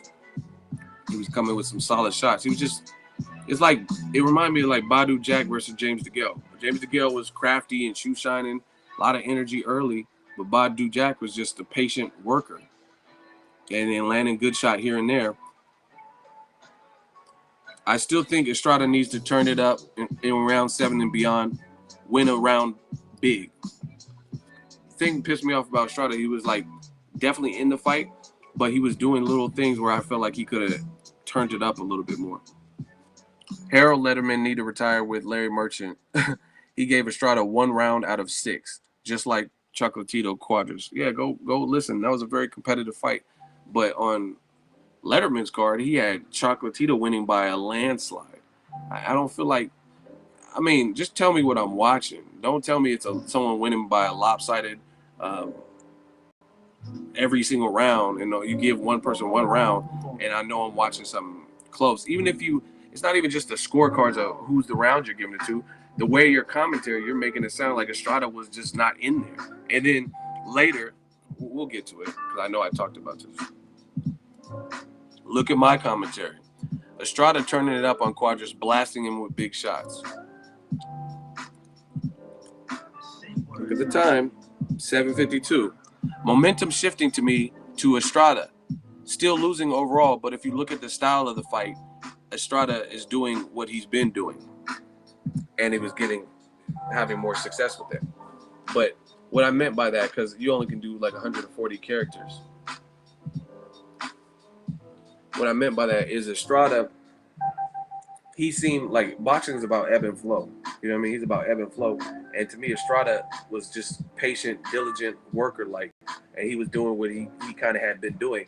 Versus Carlos Quadras was doing a lot of switching. And as he started to get tired, he stopped doing a lot of that stuff, switching to southpaws. He wasn't doing the stuff. His body attack wasn't as crisp. His punches didn't look as crisp. So to me, the momentum was shifting to Estrada. Let's continue. Estrada needs to increase his output. Quadra shots seem like they are less fluid and less steam on them. See, the fight started changing around that halfway mark. Quadra's getting hit. Fans say Quadra's getting hit more and more with that right hand. Estrada is frustrating me, LOL. He was changing the tide, but he let Quadras come back with a strong round 8-9 and steal the playback. That's the only thing is, like, skillfully, I think he could have done some things different so it wasn't as competitive, like where he just like, I definitively won that round. But he won round 7 big, and then he let Carlos Quadras, who was hurt, got hit with big shots, he let him come back nice in round 8. Estrada needs something big with giving up those earlier rounds to win. Still fun, watch, and competitive. I said Estrada got him, knocks Quadras down. That was a beautiful counter. Some big Mexican heart in this fight. Both fighters, shout out to both of them, Quadras and Estrada. They were chucking them. They were chunking them. See, Estrada dropped and hurt Quadras in round 10, but let Quadras off the hook. To Quadras' credit, he's a crafty veteran with heart. So, I mean, I know it's probably not easy, but you got to figure it out. That's what happens with being elite and trying to get title shots. You got to figure shit out, make adjustments. Estrada landed a very good left hook in round 11. Estrada got a bang and pressure last minute and a half in the last round. Like, I just wanted him to increase his volume. He was letting Quadras get off first and punch first. And Quadras is a veteran and tricky, so that can win you rounds. Very good round 11. Closing seconds shots from Estrada were very impressive. Quadras, I think, was winning with activity and ring generalships, but El Gallo, he won it with harder shots. So I think he stole the round 11 late, which is what I wanted to see him do. See how Harold Letterman's way off scoring, and he got to backtrack with Estrada as the fight develops? LOL. What I mean by this is like I always say, it's about consistency. If I really, in my heart of all hearts, believe I'm seeing a close and competitive fight, that's what I tell you. I never really have to backtrack. I never say, oh, this person's getting shitted on. And then when the momentum shifts, then I'm like, okay, I have it one round apiece, and whoever wins the 12th wins the whole fight. Like, wait, how did we get here when you were making like Estrada wasn't even doing anything? Back to that HBO scoring. Just tell us what we're seeing. He was making it like Estrada was just getting pummeled or something. Not just like he did with Chocolatito versus Quadras. He was making it like Chocolatito was just destroying Quadras, which wasn't the case. Great fight. Damn near could have been a draw. Mucho heart in both of these warriors. Depends how you scored a few rounds. So, like, I didn't actually tally up my score. I was okay with either guy winning. My dude, Luis Colazo, he said Carlos, he won. He gave him the edge. It was a close fight. Like I said, Estrada landed harder shit second half of the fight and was more effective, but Carlos Cuadras showed heart, a poker face, used craftiness, volume, and punch activity. So it's just one of them fights. It was a unanimous decision, which surprised me. All three judges had it 114 to 113 unanimously for, they said Carlos Cuadras, but he said Carlos Estrada. And I said, I'm very surprised it wasn't split decision or majority decision. And that was later corrected. Michael Buffer had a Steve Harvey moment, and they changed it and said Estrada won with those same scorecards. So that's how I seen that fight. And I said, Michael Buffer off that Ciroc pineapple tonight pulls a Steve Harvey. So great card, though. I thoroughly enjoyed it. But y'all got to tell the truth, man. It's the time is here. Y'all got to tell the truth. And that's just what it is. Y'all telling the fans and the public that Chocolatito is number one. Like, you just look crazy. Like, hold on. Spit my gum out. Andre Ward I've been doing this long. Darnell Boone, a known puncher who hurt Kovalev, I think knocked Kovalev down too, stopped Adonis Stevenson. He's just a mega puncher. And he dropped Andre Ward. Ward rallied back and beat Darnell Boone in the same fight. He didn't get stopped like Adonis and then have to come back and rematch him and then beat Darnell Boone, right? Won the Super Six, beat Sullivan Barrera, who's now on the rise. Beat Kovalev twice. It wasn't clean enough for some people's liking the first time. Came back and stopped him, right? So he's been in the game. He's been doing this. Moved up in weight by more pounds than Chocolatito. And they're trying to say that Chocolatito was number one pound for pound. I just feel like that's disrespectful. But they feel like that's the way to market. But I'm trying to tell you guys, make sure you guys hit the like button. If you enjoy this regular boxing talk where we just break down the fights post-fight and you enjoy this style of it, because I could just easily get on here, do a much shorter video, and do my post-fight with just the audio and stuff. So let me know, let YouTube know that you're engaged by leaving comments and also hitting the thumb up button. My voice is all, I'm like screaming at the TV. I feel like my voice is gone. So, I mean, just show that love back so your YouTube knows what's up. But, yeah, man, you just got to be honest. Chocolatito's a good fighter, but I don't think he was, at the time they were anointing him, I don't think he was like on a pound for pound, like Mayweather, Andre Ward level. Meaning it was, Ward's hard to beat. Whether you like his style or not, he's hard to beat. And he shows you that time and time and time. Mayweather, same thing. Oh, but Castillo, he's hard to beat. Because Castillo, just like Chocolatito, he had a second crack at it. He had an opportunity to right his wrongs. So to me, the way where I'm from, where I was raised, I look at it like this. If we play rock, paper, scissors, and we say it's best out of three, and you win 2 out of the 3 times, then you won both of them, to me. That's pretty much. I mean, we could say, oh, it was a robbery, but you had your second chance at it. So you have to show those adjustments. Mayweather versus Castillo, Mayweather versus Maidana.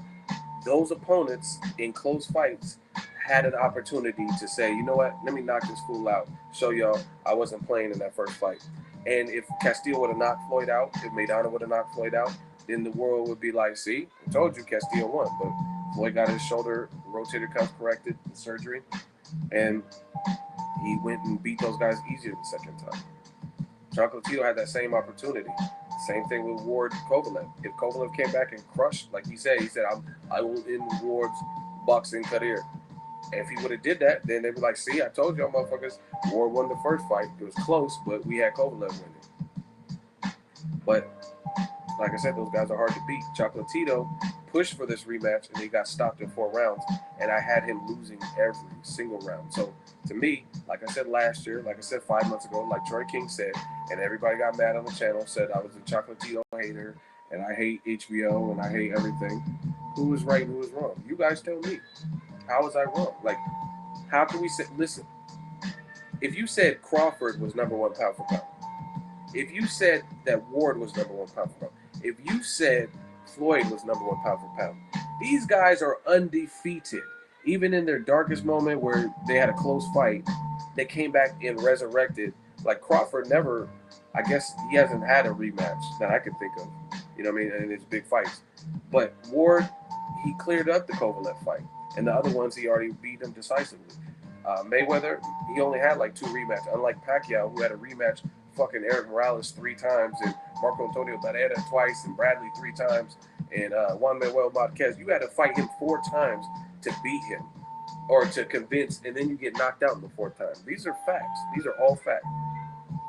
So I'm not trying to hear that. You have a rematch, you got to do it. You got to handle it.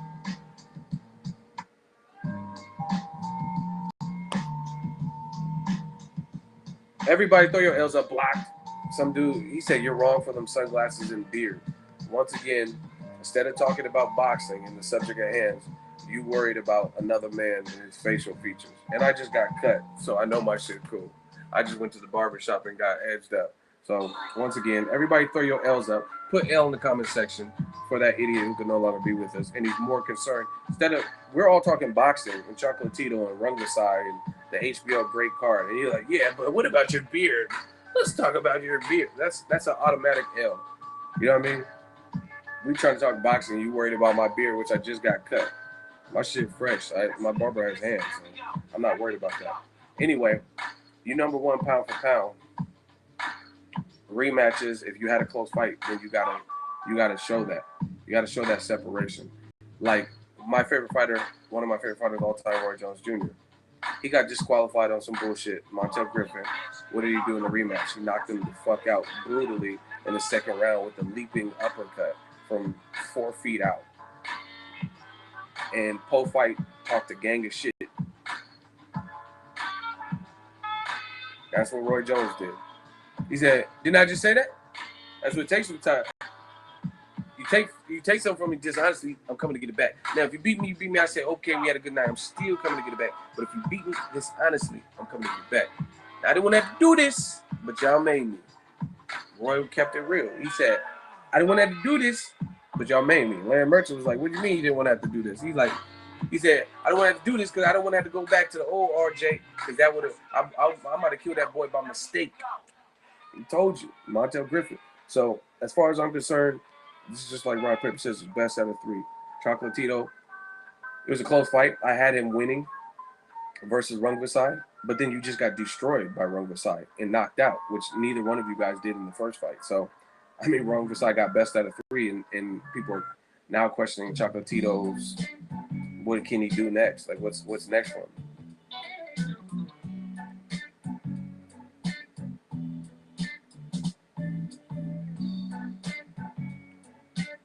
Roy ain't got no chin. I'm not even, whatever. Y'all be leaving that crazy stuff. But yeah, this is not really about Roy. It's about Chocolatito.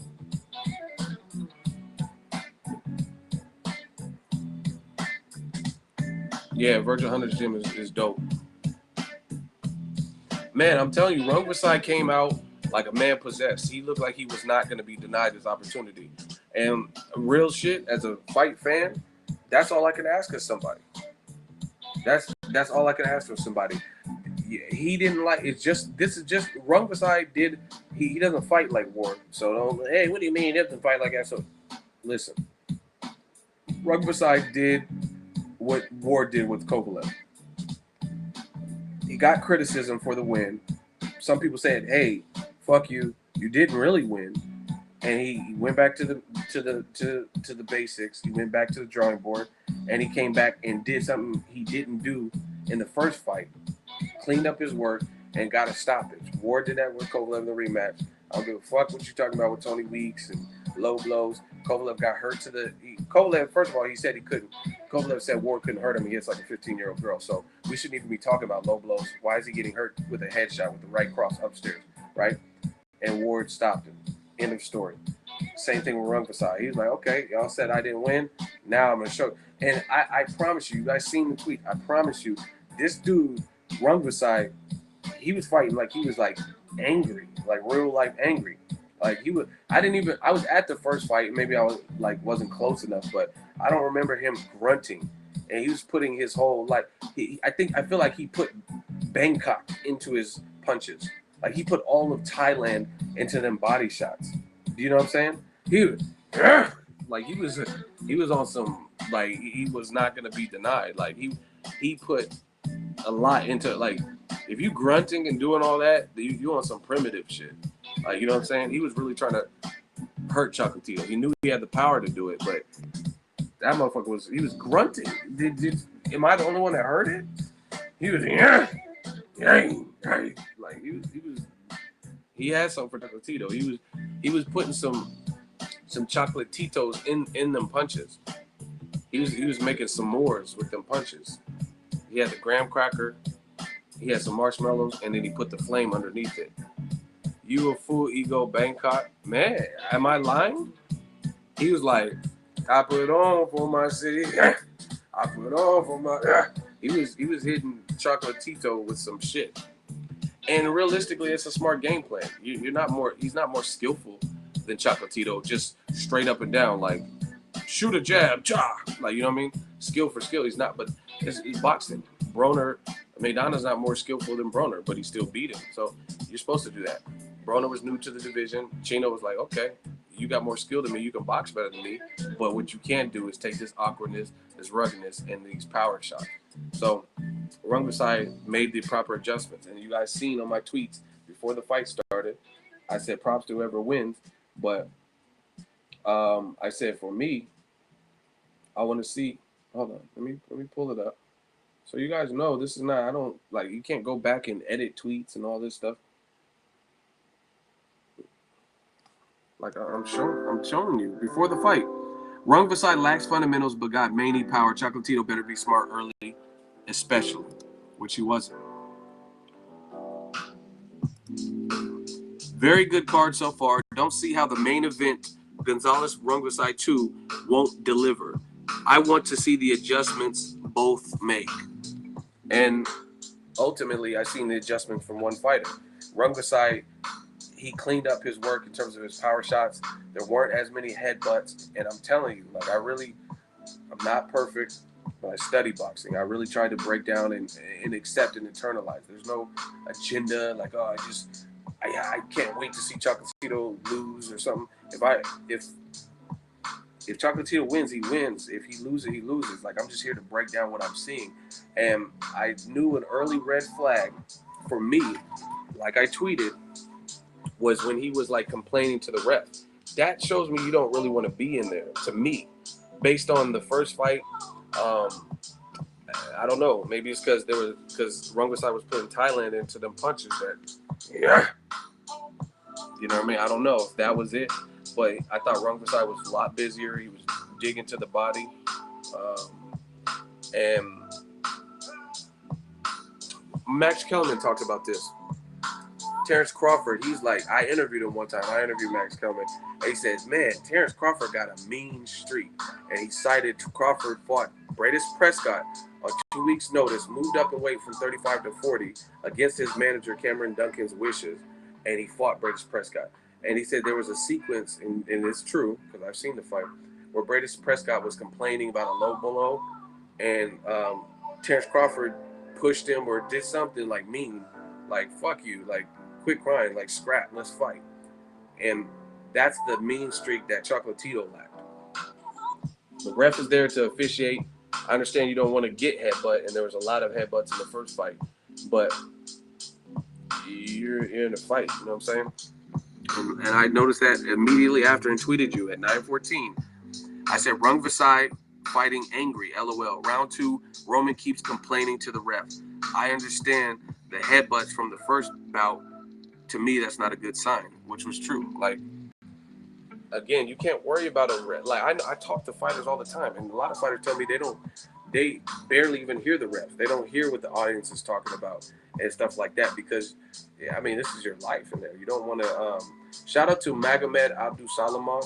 His family just got $22 million settlement with Nevada or the New York State Athletic Commission because he's now like basically in a vegetative state after losing to Mike Perez. So obviously that doesn't replace health, but I'm glad his family was able to get some money out of it to kind of help with medical cost, whatever. 22 million. Like I said, that doesn't replace the health of a family member, but shit, I'm glad they got the money than nothing. But yeah, if someone's trying to take your head off, it's not for play. So some people barely hear the referee. You can't be worried about what the referee is doing. You got to worry about that. Like I said, no one wants to get headbutts or low blow or elbowed or push downs and rabbit punch.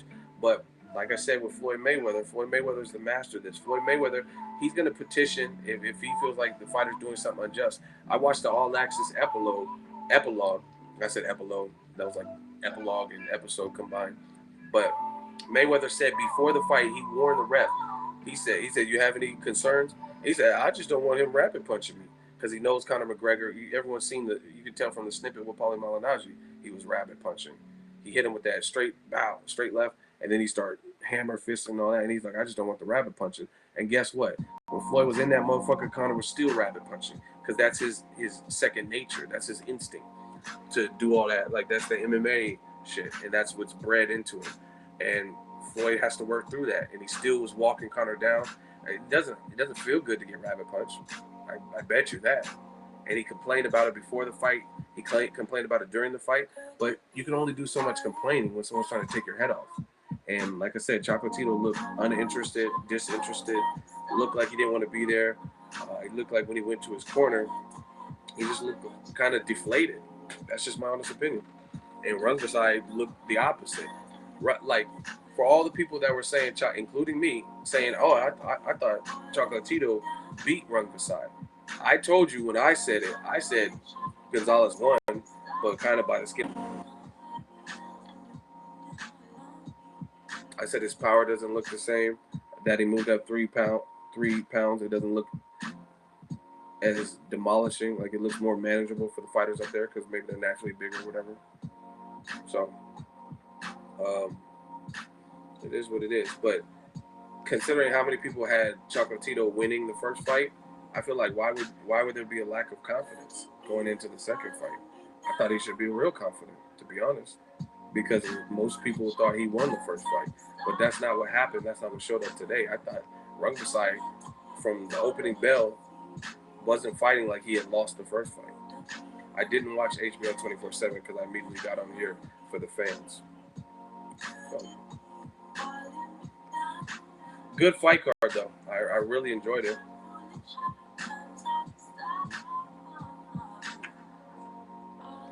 But we just, new media. We're going to keep putting salt in the wound. Y'all can believe. Excuse me. Y'all can believe whoever you want. Listen to whoever you want. All this, I try to tell you. And like I said, I'm not perfect. I'm wrong. Been wrong many a times. I'll continue to be wrong. But I'm not usually as way off the mark where I'm telling you someone's pound for pound number one. I'm telling you Ward's pound for pound number one. Though that's what I am telling you. Y'all say, oh, you only like black fighters. It's because you're from the Bay. But Ward is doing a better job of proving what I'm claiming than is Chocolatito. You know, to me, HBO, ESPN, they said he's the best in the last 25 years. He's pound for pound number one. Both networks, right? Dan Rayfield, all these people. But that wasn't a pound for pound number one performance. And he just got stopped. Ward's never been stopped. You know what I'm saying? So, again, I told you in January this wasn't going to be a good year for many of you. Tell the truth. And if you don't tell the truth, what's done in the dark comes to light. And at the end of the day, you'll see who has more credibility when the dust settles. Should Chocolatito retire? That's not really my place. I mean, I obviously have an opinion. I think like Robert Guerrero retiring, Vic Darchinyan, like I would say like those were good decisions. Well, I don't know if Vic Darchinyan even retired, but if he decides to, I would say that's good. But ultimately, it's not really my place to decide who should retire. He's a grown man. I don't know how might be his only life skill. You know what I mean? So some fighters have to keep fighting. I don't know what his finances are like. I don't know if he's well off to the point where he can just quit. But I will say this, like I always say, after back-to-back losses in this fashion, it's hard to bounce back. Kovalev Ward, it's going to be hard for Kovalev to bounce back. Not impossible, but hard, right?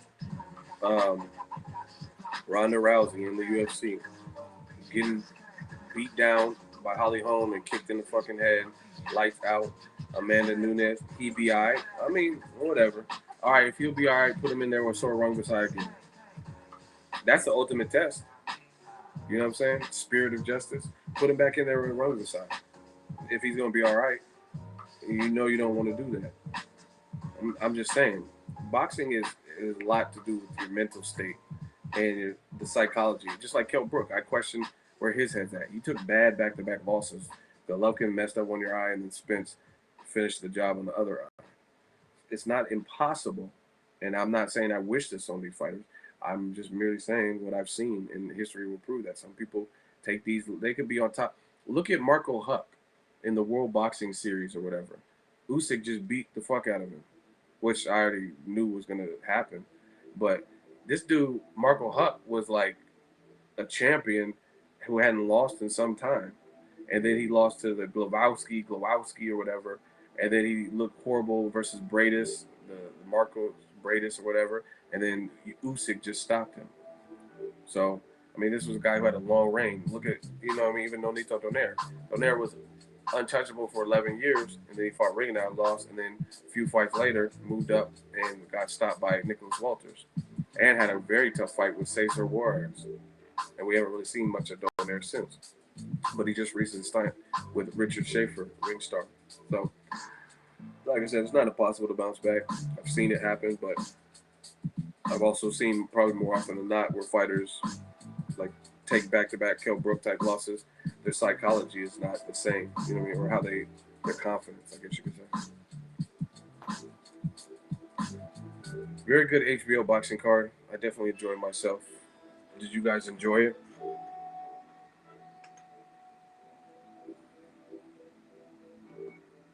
Roy Jones bounced back, but he got knocked out a bunch of times too. And he didn't bounce back if you really think about it. He was like pretty much unbeaten minus a disqualification. Then Tarver knocked him out, and he lost his very next fight to Glenn Johnson. So what do you mean he bounced back? I mean, I'm not saying you can never win a fight again after, but how did you not lose from 88 to 2004 or whatever, and then you lose to Tarver by knockout, and then you lose your very next fight to Glenn Johnson? So, I mean, you don't know what you're talking about. Like I said, I'm not saying you can never win a fight. Nonito Donaire, who's the other example. He won fights. He beat Siempre Vecheka. He beat Vic Darchinyan in the rematch, but he struggled with Vic Darchinyan in the rematch, a guy he had knocked out like 7 years earlier. And then he got stopped by Walters. And then he beat Cesar Juarez in a very tough fight. So I'm not saying they just fall off the face of the earth, never win a fight again. I'm talking about elite level, get back. Like Kell Brook. Okay, Kell Brook, he's the other example. So you would pick him to beat Errol Spence in a rematch? Would you pick him to beat Keith Thurman? You ain't Mayweather, so much of true champions can bounce back. Yeah, I mean, whatever. You guys can say whatever you want. I have my opinion. I, once again, say it's not impossible to bounce back. But if you get stopped twice back to back, i.e. Ronda Rousey. Where's Ronda Rousey? She's getting married on the same night as Mayweather McGregor. Why doesn't she bounce back since true champions bounce back? Huh? Where's Ronda Rousey at? Why? She should have came back. Why didn't true champions bounce back, right? Voice said it. Sounds good. I'm just telling you, it's not that easy. It's not that easy to just bounce back. Because you would have seen, where the fuck is Victor Postal? While true champions bounce back, Terrence Crawford dogged him. Where's his bounce back? The Iceman got iced, and where's his bounce back?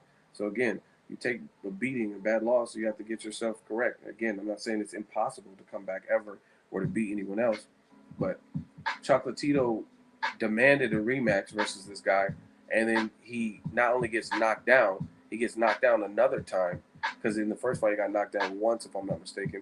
This time he got knocked down twice or 3 times, and he got KO'd. And the other thing is, since true champion, all that cliche shit, that's cool. But since you feel that way, you have to look at it like this.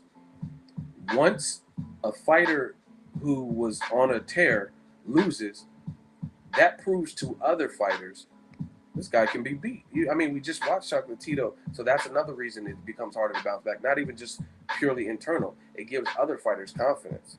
You know what I'm saying? Like, when Kell Brook beat Sean Porter, maybe a lot of guys didn't want to fight him. Maybe Amir Khan or something didn't want to fight him. But if you just see him get stopped by Golovkin and stopped by Errol Spence, maybe you're down to fight him now. And that's how it works in boxing. People, when a guy looks like superb, like Errol Spence, who's calling him out? Nobody.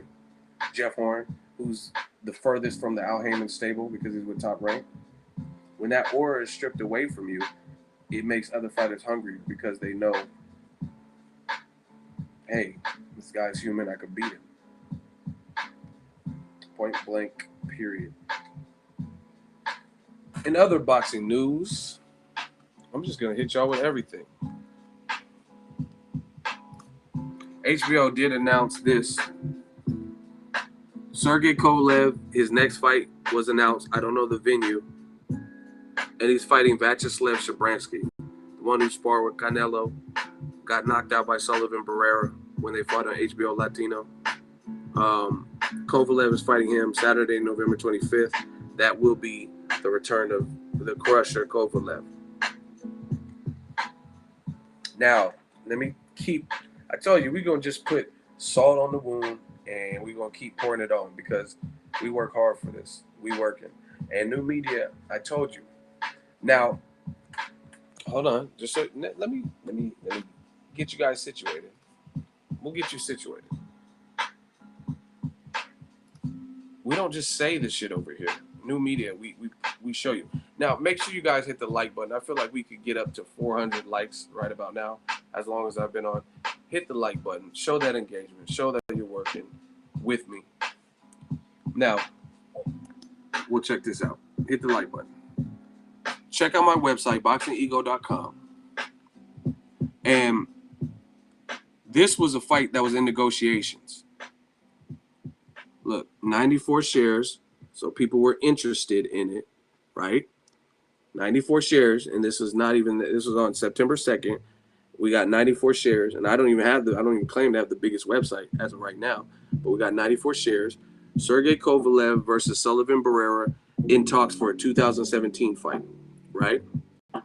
The whole article was based on the negotiations, which is all was proven. He says, I'm in the moment of career, I'm interested in big fights. Sullivan Barrera was down, right?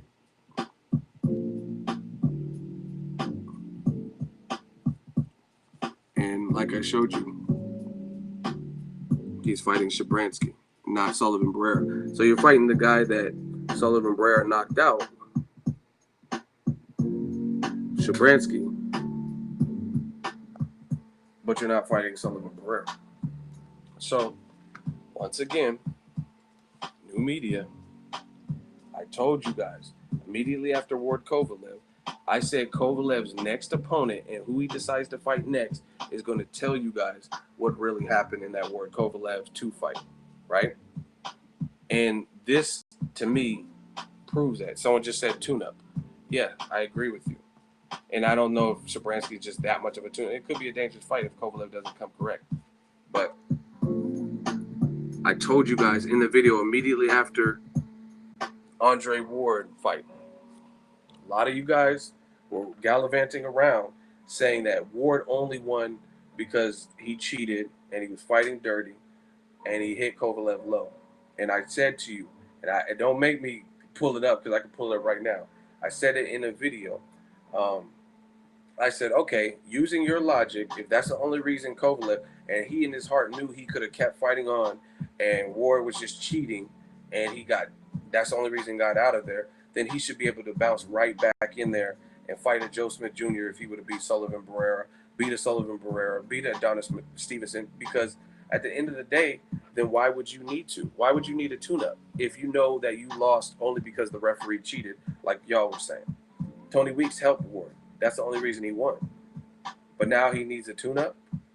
That doesn't equate. Just like you guys trying to make excuses for Chocolatito losing to Rungvisai. Oh, I think the first loss, it damaged him. Why would it damage him when most people thought he beat Rungvisai? Why would he be damaged by that? And once again, this is who Kovalev's fighting. A guy with 1 loss, no longer undefeated like he was when earlier, and that 1 loss was a knockout. And this is his last fight. Todd Unthank, Larry Pryor. And I'm not knocking it. I mean, knock these guys out, but this is the Sullivan Barrera loss. So, I mean, after you get knocked out, that's what you're supposed to do, take a tune-up. But I told you, Kovalev's next move would be imperative. If If Ward only beat Kovalev because of the referee, then your confidence should not suffer, because you knew the only reason it was the only reason that you lost is because Ward cheated in the ref. So why don't you fight Better Beef? That's a rematch from the amateurs. But once again, we see him fighting a guy Sullivan Barrera beat, but he's with main events. Sullivan Barrera's with main events, and for some reason the negotiations fell through.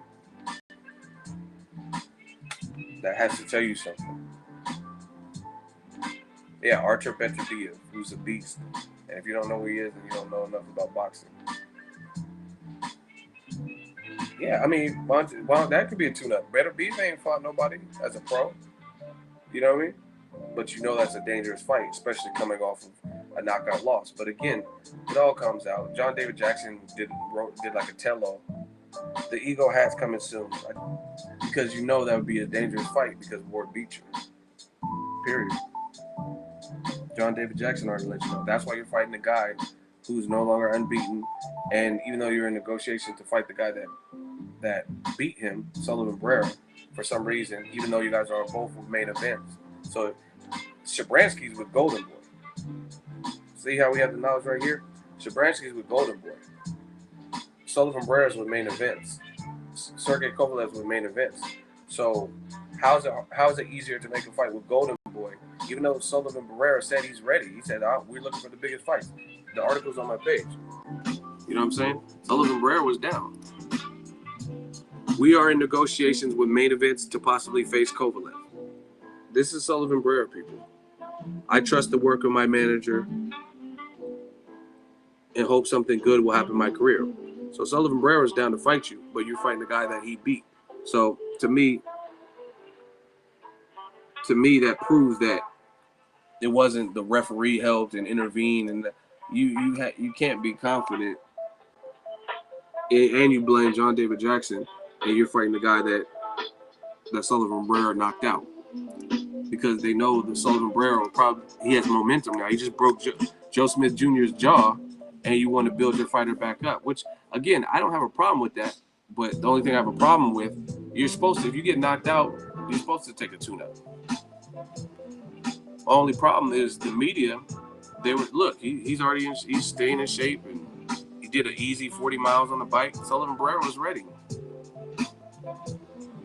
Sullivan Barrera have to stay ready because they know want to see me winning. Look, he's staying ready, training, thinking he's gonna get Kovalev.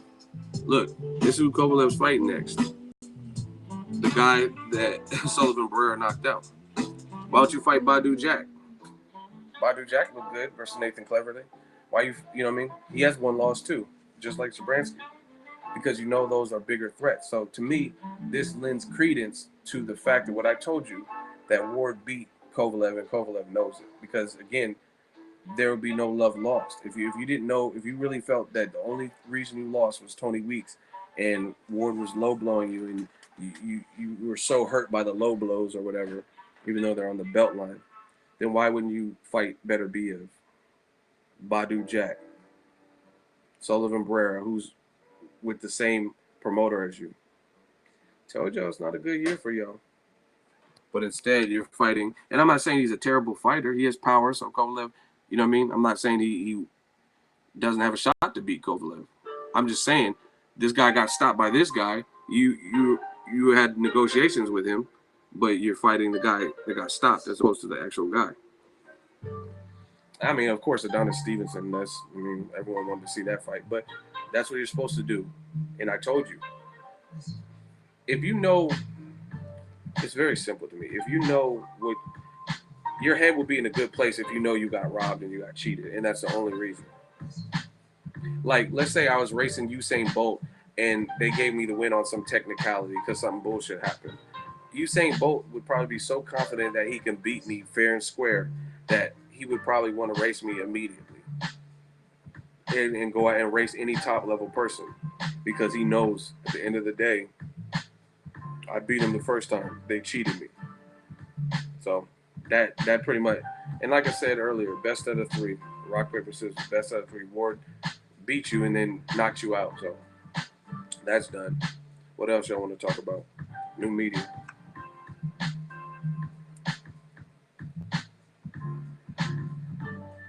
Alida Alvarez, that would have been another tough fight for Kovalev. Why not take a guy like that? Light heavyweight's pretty popular.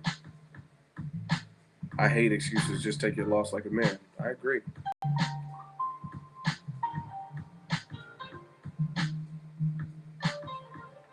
Triple G hits as hard as Povetkin, says a sparring partner who fought both.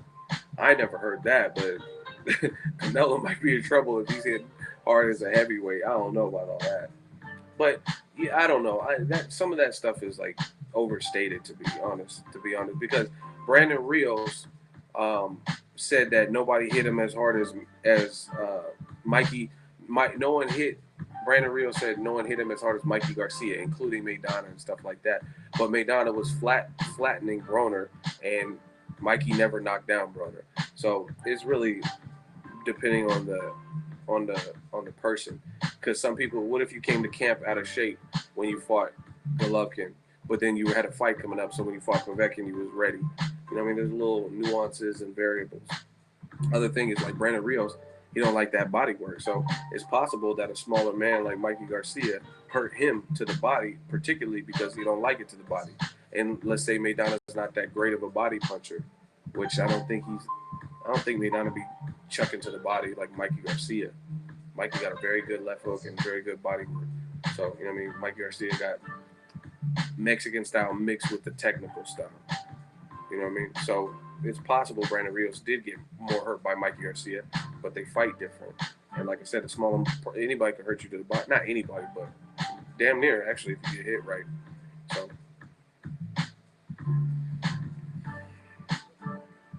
yeah, man. Make sure you guys hit the like button. Can we get to 400 likes? We're trying to get to 400 likes. I'm about to get off here soon. My voice is on. I feel like I'm losing my voice.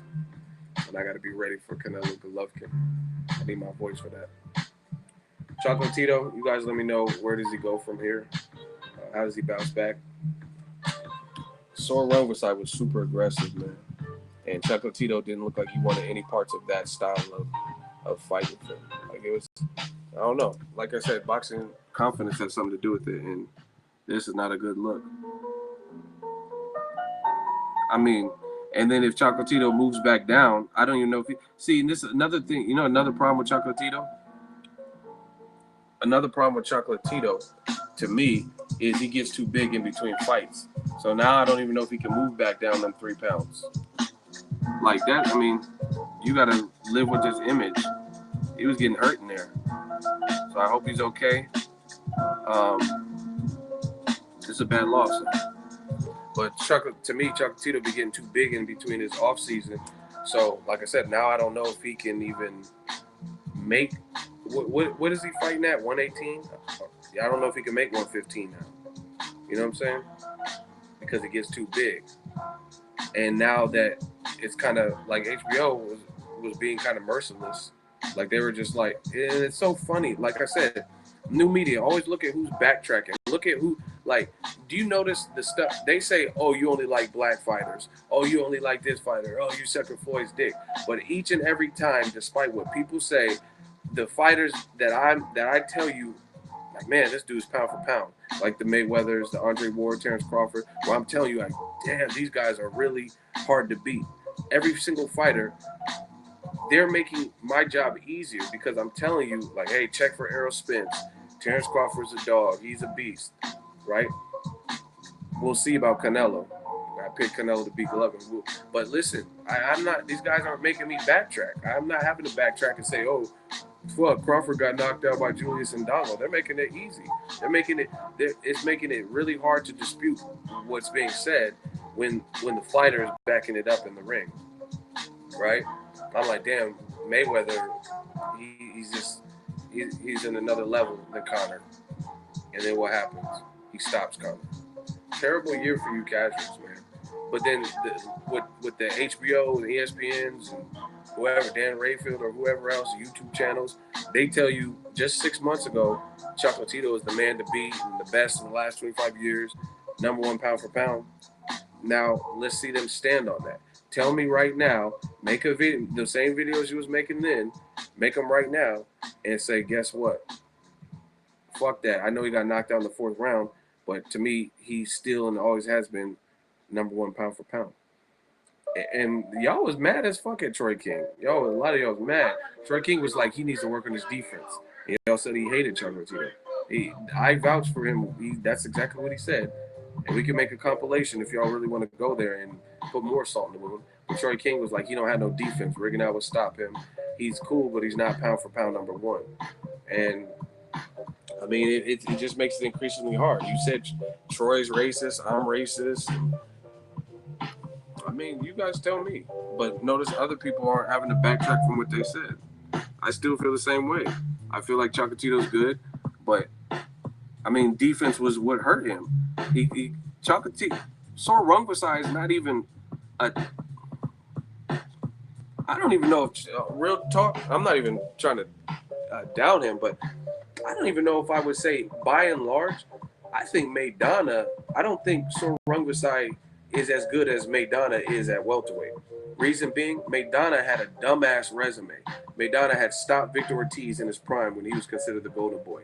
He had fought Devin Alexander. He was with Robert Garcia and improved his jab. He had fought the Kotelniks, the Amir Khans, the Eric Morales, and fucked up his eye. He had fought Jesus Soto Caras and knocked him out. He had fought Josecito and knocked him out. He had fought Broner and nearly knocked him out, right? And then Floyd fought him after all of that. So to me, Maidana was very experienced. He had fought Lucas Matisse in the amateurs. So to me, Rungvisai, I don't even know if I would rate him in his division what I would rate Maidana at the time Floyd fought him. And because Floyd is so skilled and a lot of y'all hate Floyd. Y'all say, oh, he's fighting another flat-footed bullshit. And Floyd figured it out with Maidana twice. You know what I mean? So defense clearly has something to do with it because Maidana, to me, is a better per division. Obviously, we can't compare because they're in different divisions, but to me, Maidana is a better Rungvisai for that aggressive style because he improved his jab. That was pretty, and he has that same attitude as Rungvisai. They both have that in common. They both have power in common. But I think Maidana, when he was with Robert Garcia at the time he fought Floyd, was more polished. But the difference is Floyd's IQ is off the charts. He has a defense that's very good. You know what I mean?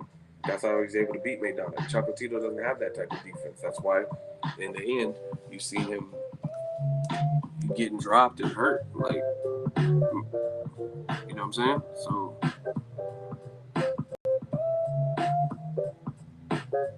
Khan versus Broner is an excellent fight. I don't know what I'll pick.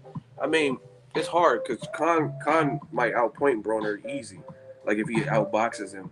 But then Broner got power. He dropped Sean Porter. Khan is not necessarily known for the most reliable chin, so that's anybody's fight.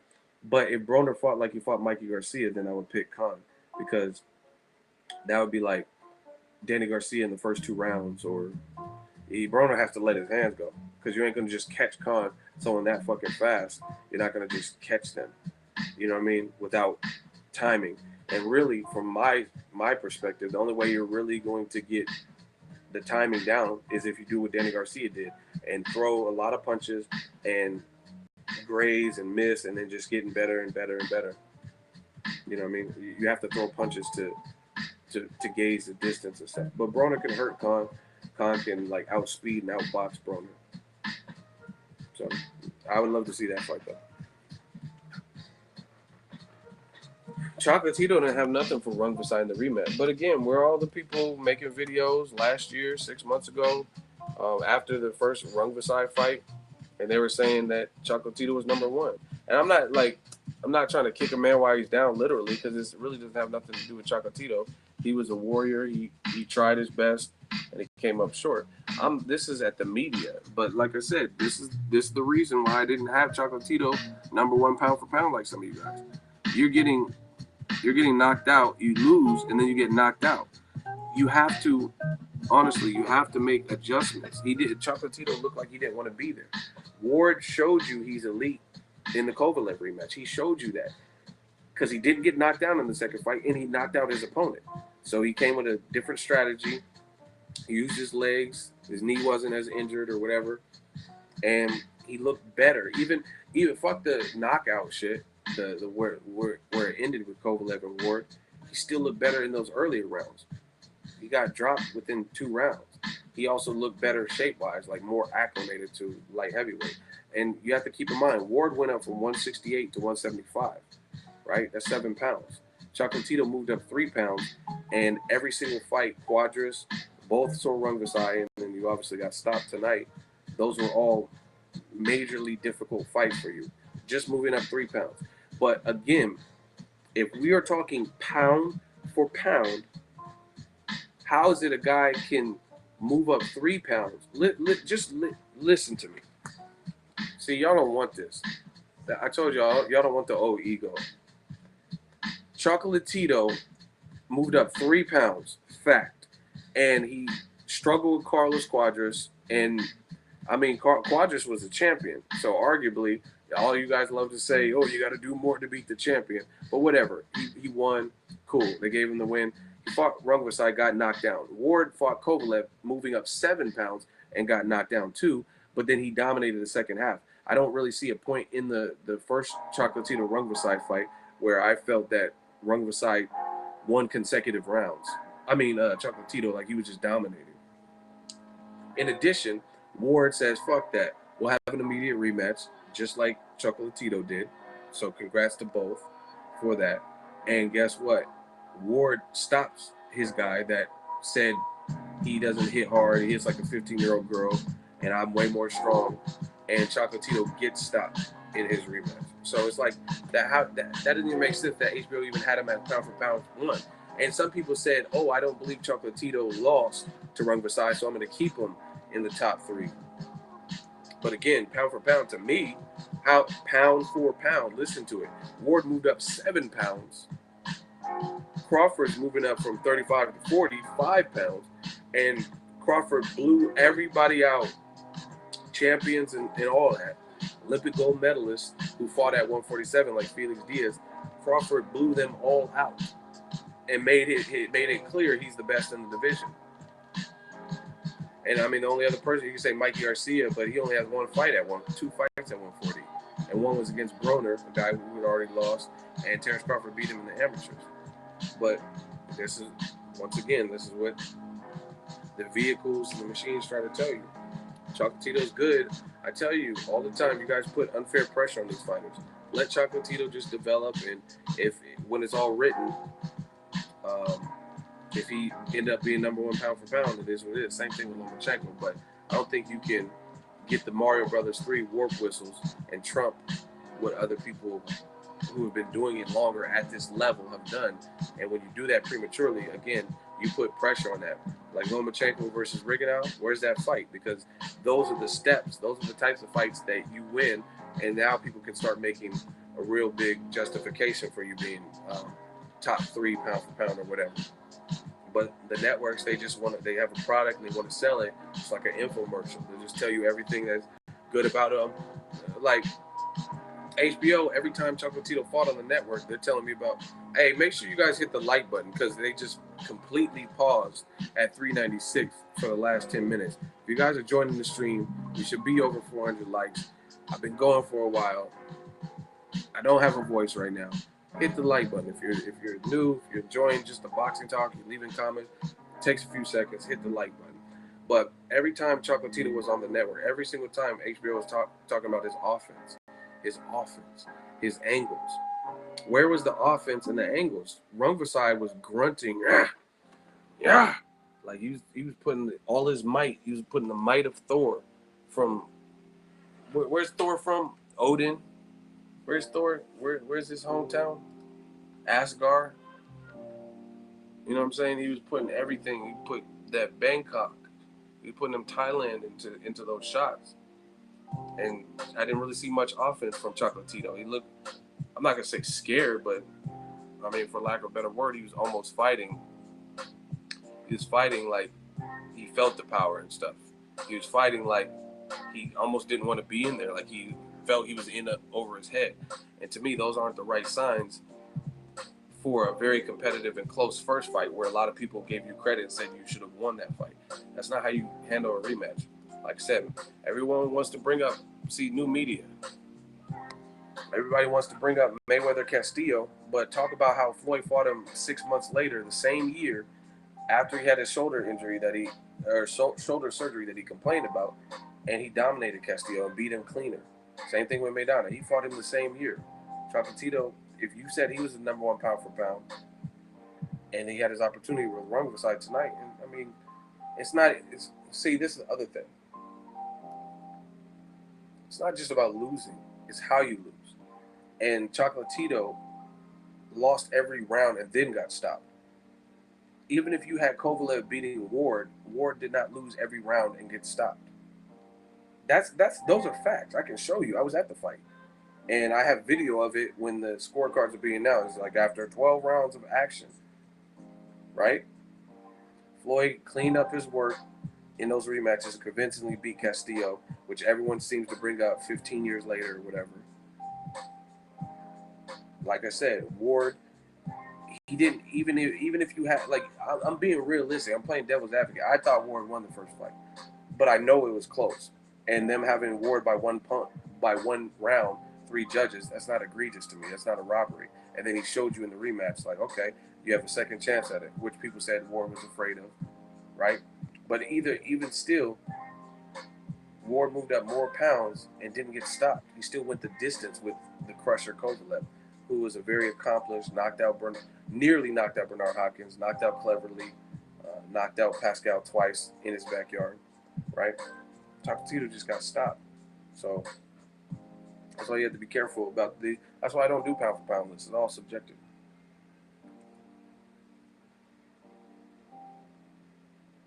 Holyfield versus Lewis was a robbery. I think they said it was a draw. Lennox Lewis clearly won. Nobody talks about that. Ward got knocked down and came back with a vengeance. Exactly. Ward got knocked down in one good percentage of the second half of the fight. That shows you. That's like there's certain heart and grit you can't teach. Juan Manuel Marquez fought Pacquiao, got knocked down 3 times in the first fight, and he went on to fight to a draw. That's some grit because you're at a major deficit if Pacquiao, who had already knocked out Barrera and he knocked you down 3 times, you're at a major deficit. So the fact that you can fight back to a draw, that shows you're in it. Other people would have either got stopped, quit, or whatever. So we got to get boxing back to its rightful place, man. And I'm here to do that. I definitely want to do that. Like I said, not everyone's going to agree with everything I say, but I feel like a lot of what I say I can back up. And I don't even got to say much else. You guys already know what it is. People making videos and writing articles saying Chocolatito's number 1. I mean, how do you justify it tonight? And I'm not saying if you were ever pound for pound number 1, you could never lose. Just my thing is, I think Chocolatito always had some of these same vulnerabilities. I mean, I seen this coming, to be honest. Brian Valoria hurt Chocolatito in the round. Brian Valoria stopped him. I really watch boxing. I don't know about some of y'all because a lot of y'all are groupies and you listen to who the media tells you to watch for. But Brian Valoria fought him in the round that Chocolatito stopped. I don't remember the exact round number. Brian Valoria hurt Chocolatito. I think it was to the body. And then Chocolatito, being a true champion, bit down and ended up stopping Valoria, who already had losses, but he ended up stopping him.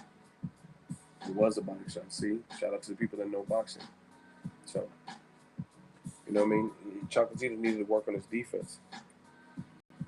And, like, I hate to say this. Well, I don't hate to say it. I don't give a fuck. But Mayweather is clearly an anomaly. I don't think it can be disputed now.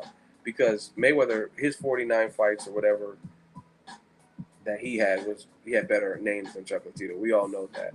But Chocolatito did move up and he was fighting the best available, just like Golovkin. I don't think he was fighting he's fighting top guys that are middleweights, but I don't think he's in an era up until recently where the middleweight division is stacked. You know what I'm saying? But credit to them for fighting ranked guys and beating who they can. But the thing with Mayweather, you got to give the dude credit because Mayweather, I know a lot of you guys get mad, oh, you sucking dick and all that stupid shit. Just get blocked. But Mayweather's done this at a high level for 20 years. You can't say that for Chocolatito. And in Floyd in 50 fights, being in there with, you don't think in 50 fights Floyd has fought a Rungvisai? Maidana was like a Rungvisai. And like I said, probably worse. Because I would say Maidana is a better version of Rungvisai. They both have power. They both have the I don't give a fuck attitude. But I think Maidana's more awkward, and he had a way better resume. For every one person on Rungvisai's resume that you guys can think of, I can only think of before at the time he fought Chocolatito in the first fight. I can only think of one person with a name that he had fought that Rungvisai had already fought, and that was Carlos Cuadras, who he lost to. Maidana had been in there by the time he fought Floyd with Broner, Soto Caras, Josecito, Amir Khan, Eric Morales, Victor Ortiz. That's already 6 people with names. Devin Alexander, that's 7. So Maidana has a slept-on resume, and no matter what, Floyd made those adjustments. Man, my voice is shot. It's been real. I enjoyed the HBO card. Really can't wait for Canelo Golovkin. Stay tuned to the channel. If you're new to the channel, hit the like button. What we do at the intro and outro is the Boxingego roll call. So when I say Boxingego roll call, you guys let me know where you're from. City, state, zip, all that. Boxingego roll call. Tell me where you're from, and we're going to end this the real way. Hit the like button, too. Phoenix, Arizona. Shout out to the Super Chats, too, man. Dallas, Texas. Memphis, Dallas. Omaha, Nebraska. Philadelphia, keep up the good work. Thank you. Sacramento, 916. South Carolina.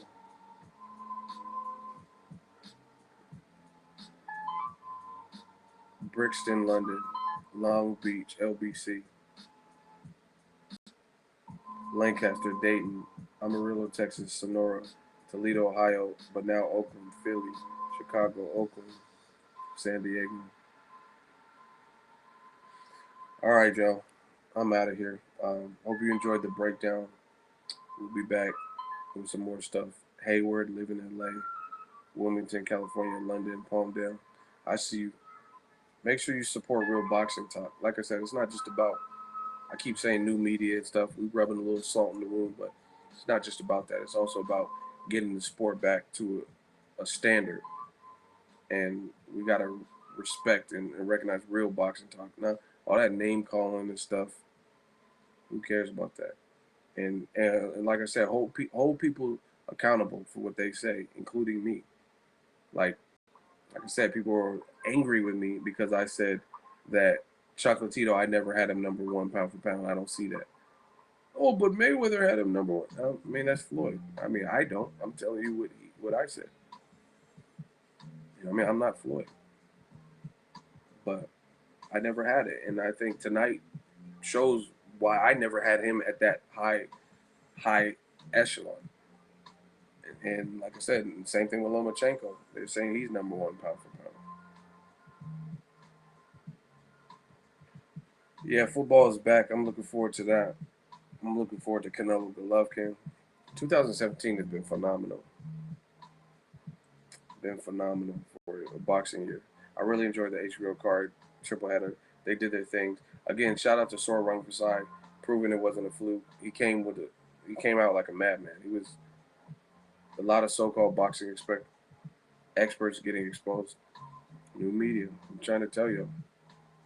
So y'all can make a decision or make a choice. Y'all can join the winning side or join the losing side. But pick wisely. Now, shout out to my dude, Brian Jennings. I'm going to leave y'all with this. This is, he posted this. I just reposted it. His fighter, or like, I guess someone he knows, I'm not sure who it is, but his name is Mont_629. He had a vicious knockout. Watch this shit. And we're going to leave on this note. Oh my gosh. It's on my page, Boxingego. Check that out. That was vicious. That right, you didn't even see it. That shit was brutal.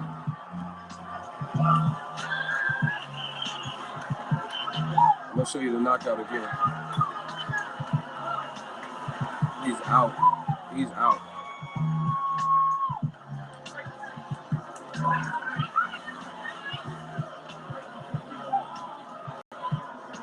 He hit him on the button. I'm not sure if Brian Jennings actually filmed it or what, but that was nasty.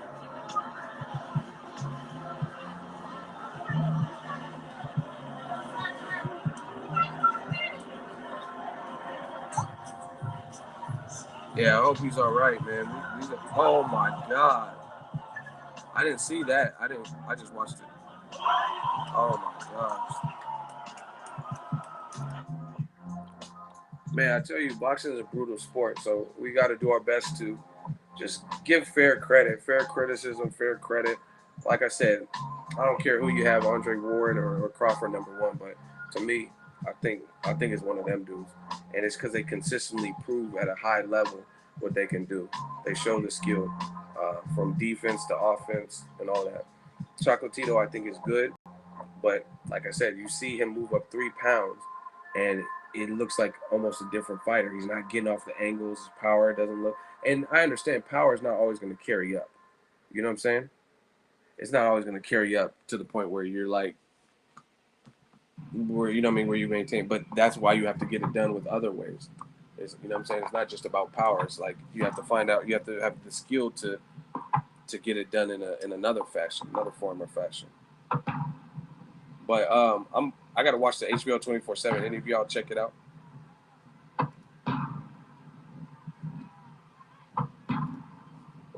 Anybody watch the Canelo Golovkin 24/7? Rungvisai was fighting like a man. Look at all this sweat. Wow. Wow. He was landing some heavy shit. So hopefully Chocolatito is okay. Um, I hope Chocolatito is okay, but this shit is brutal.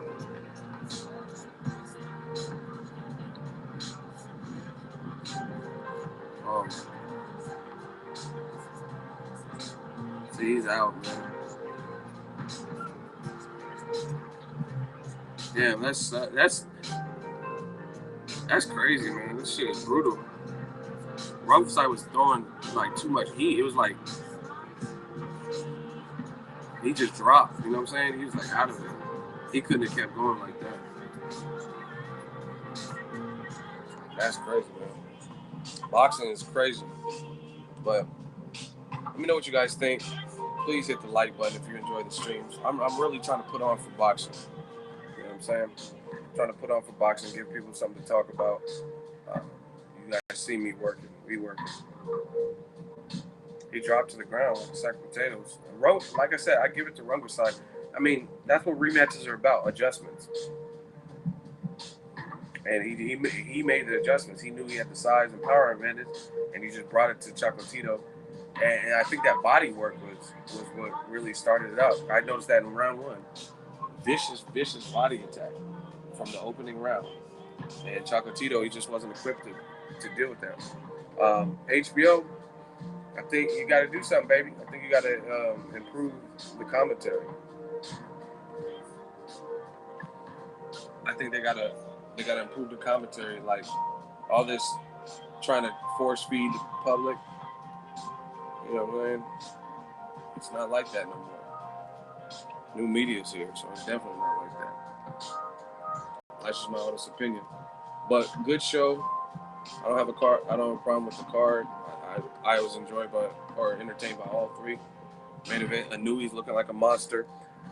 I thought the El Gallo Estrada fight with Quadras.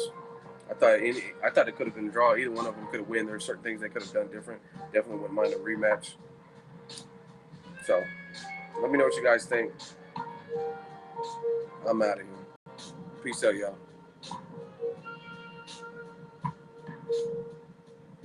Someone said Crawford's overhyped. Okay. I'm not even. It's hard to even argue stupid shit like that. But he was probably saying Roman Chocolatito Gonzalez was #1 pound for pound 5 months ago. But whatever. Peace out, y'all. Enjoy your night. Be safe.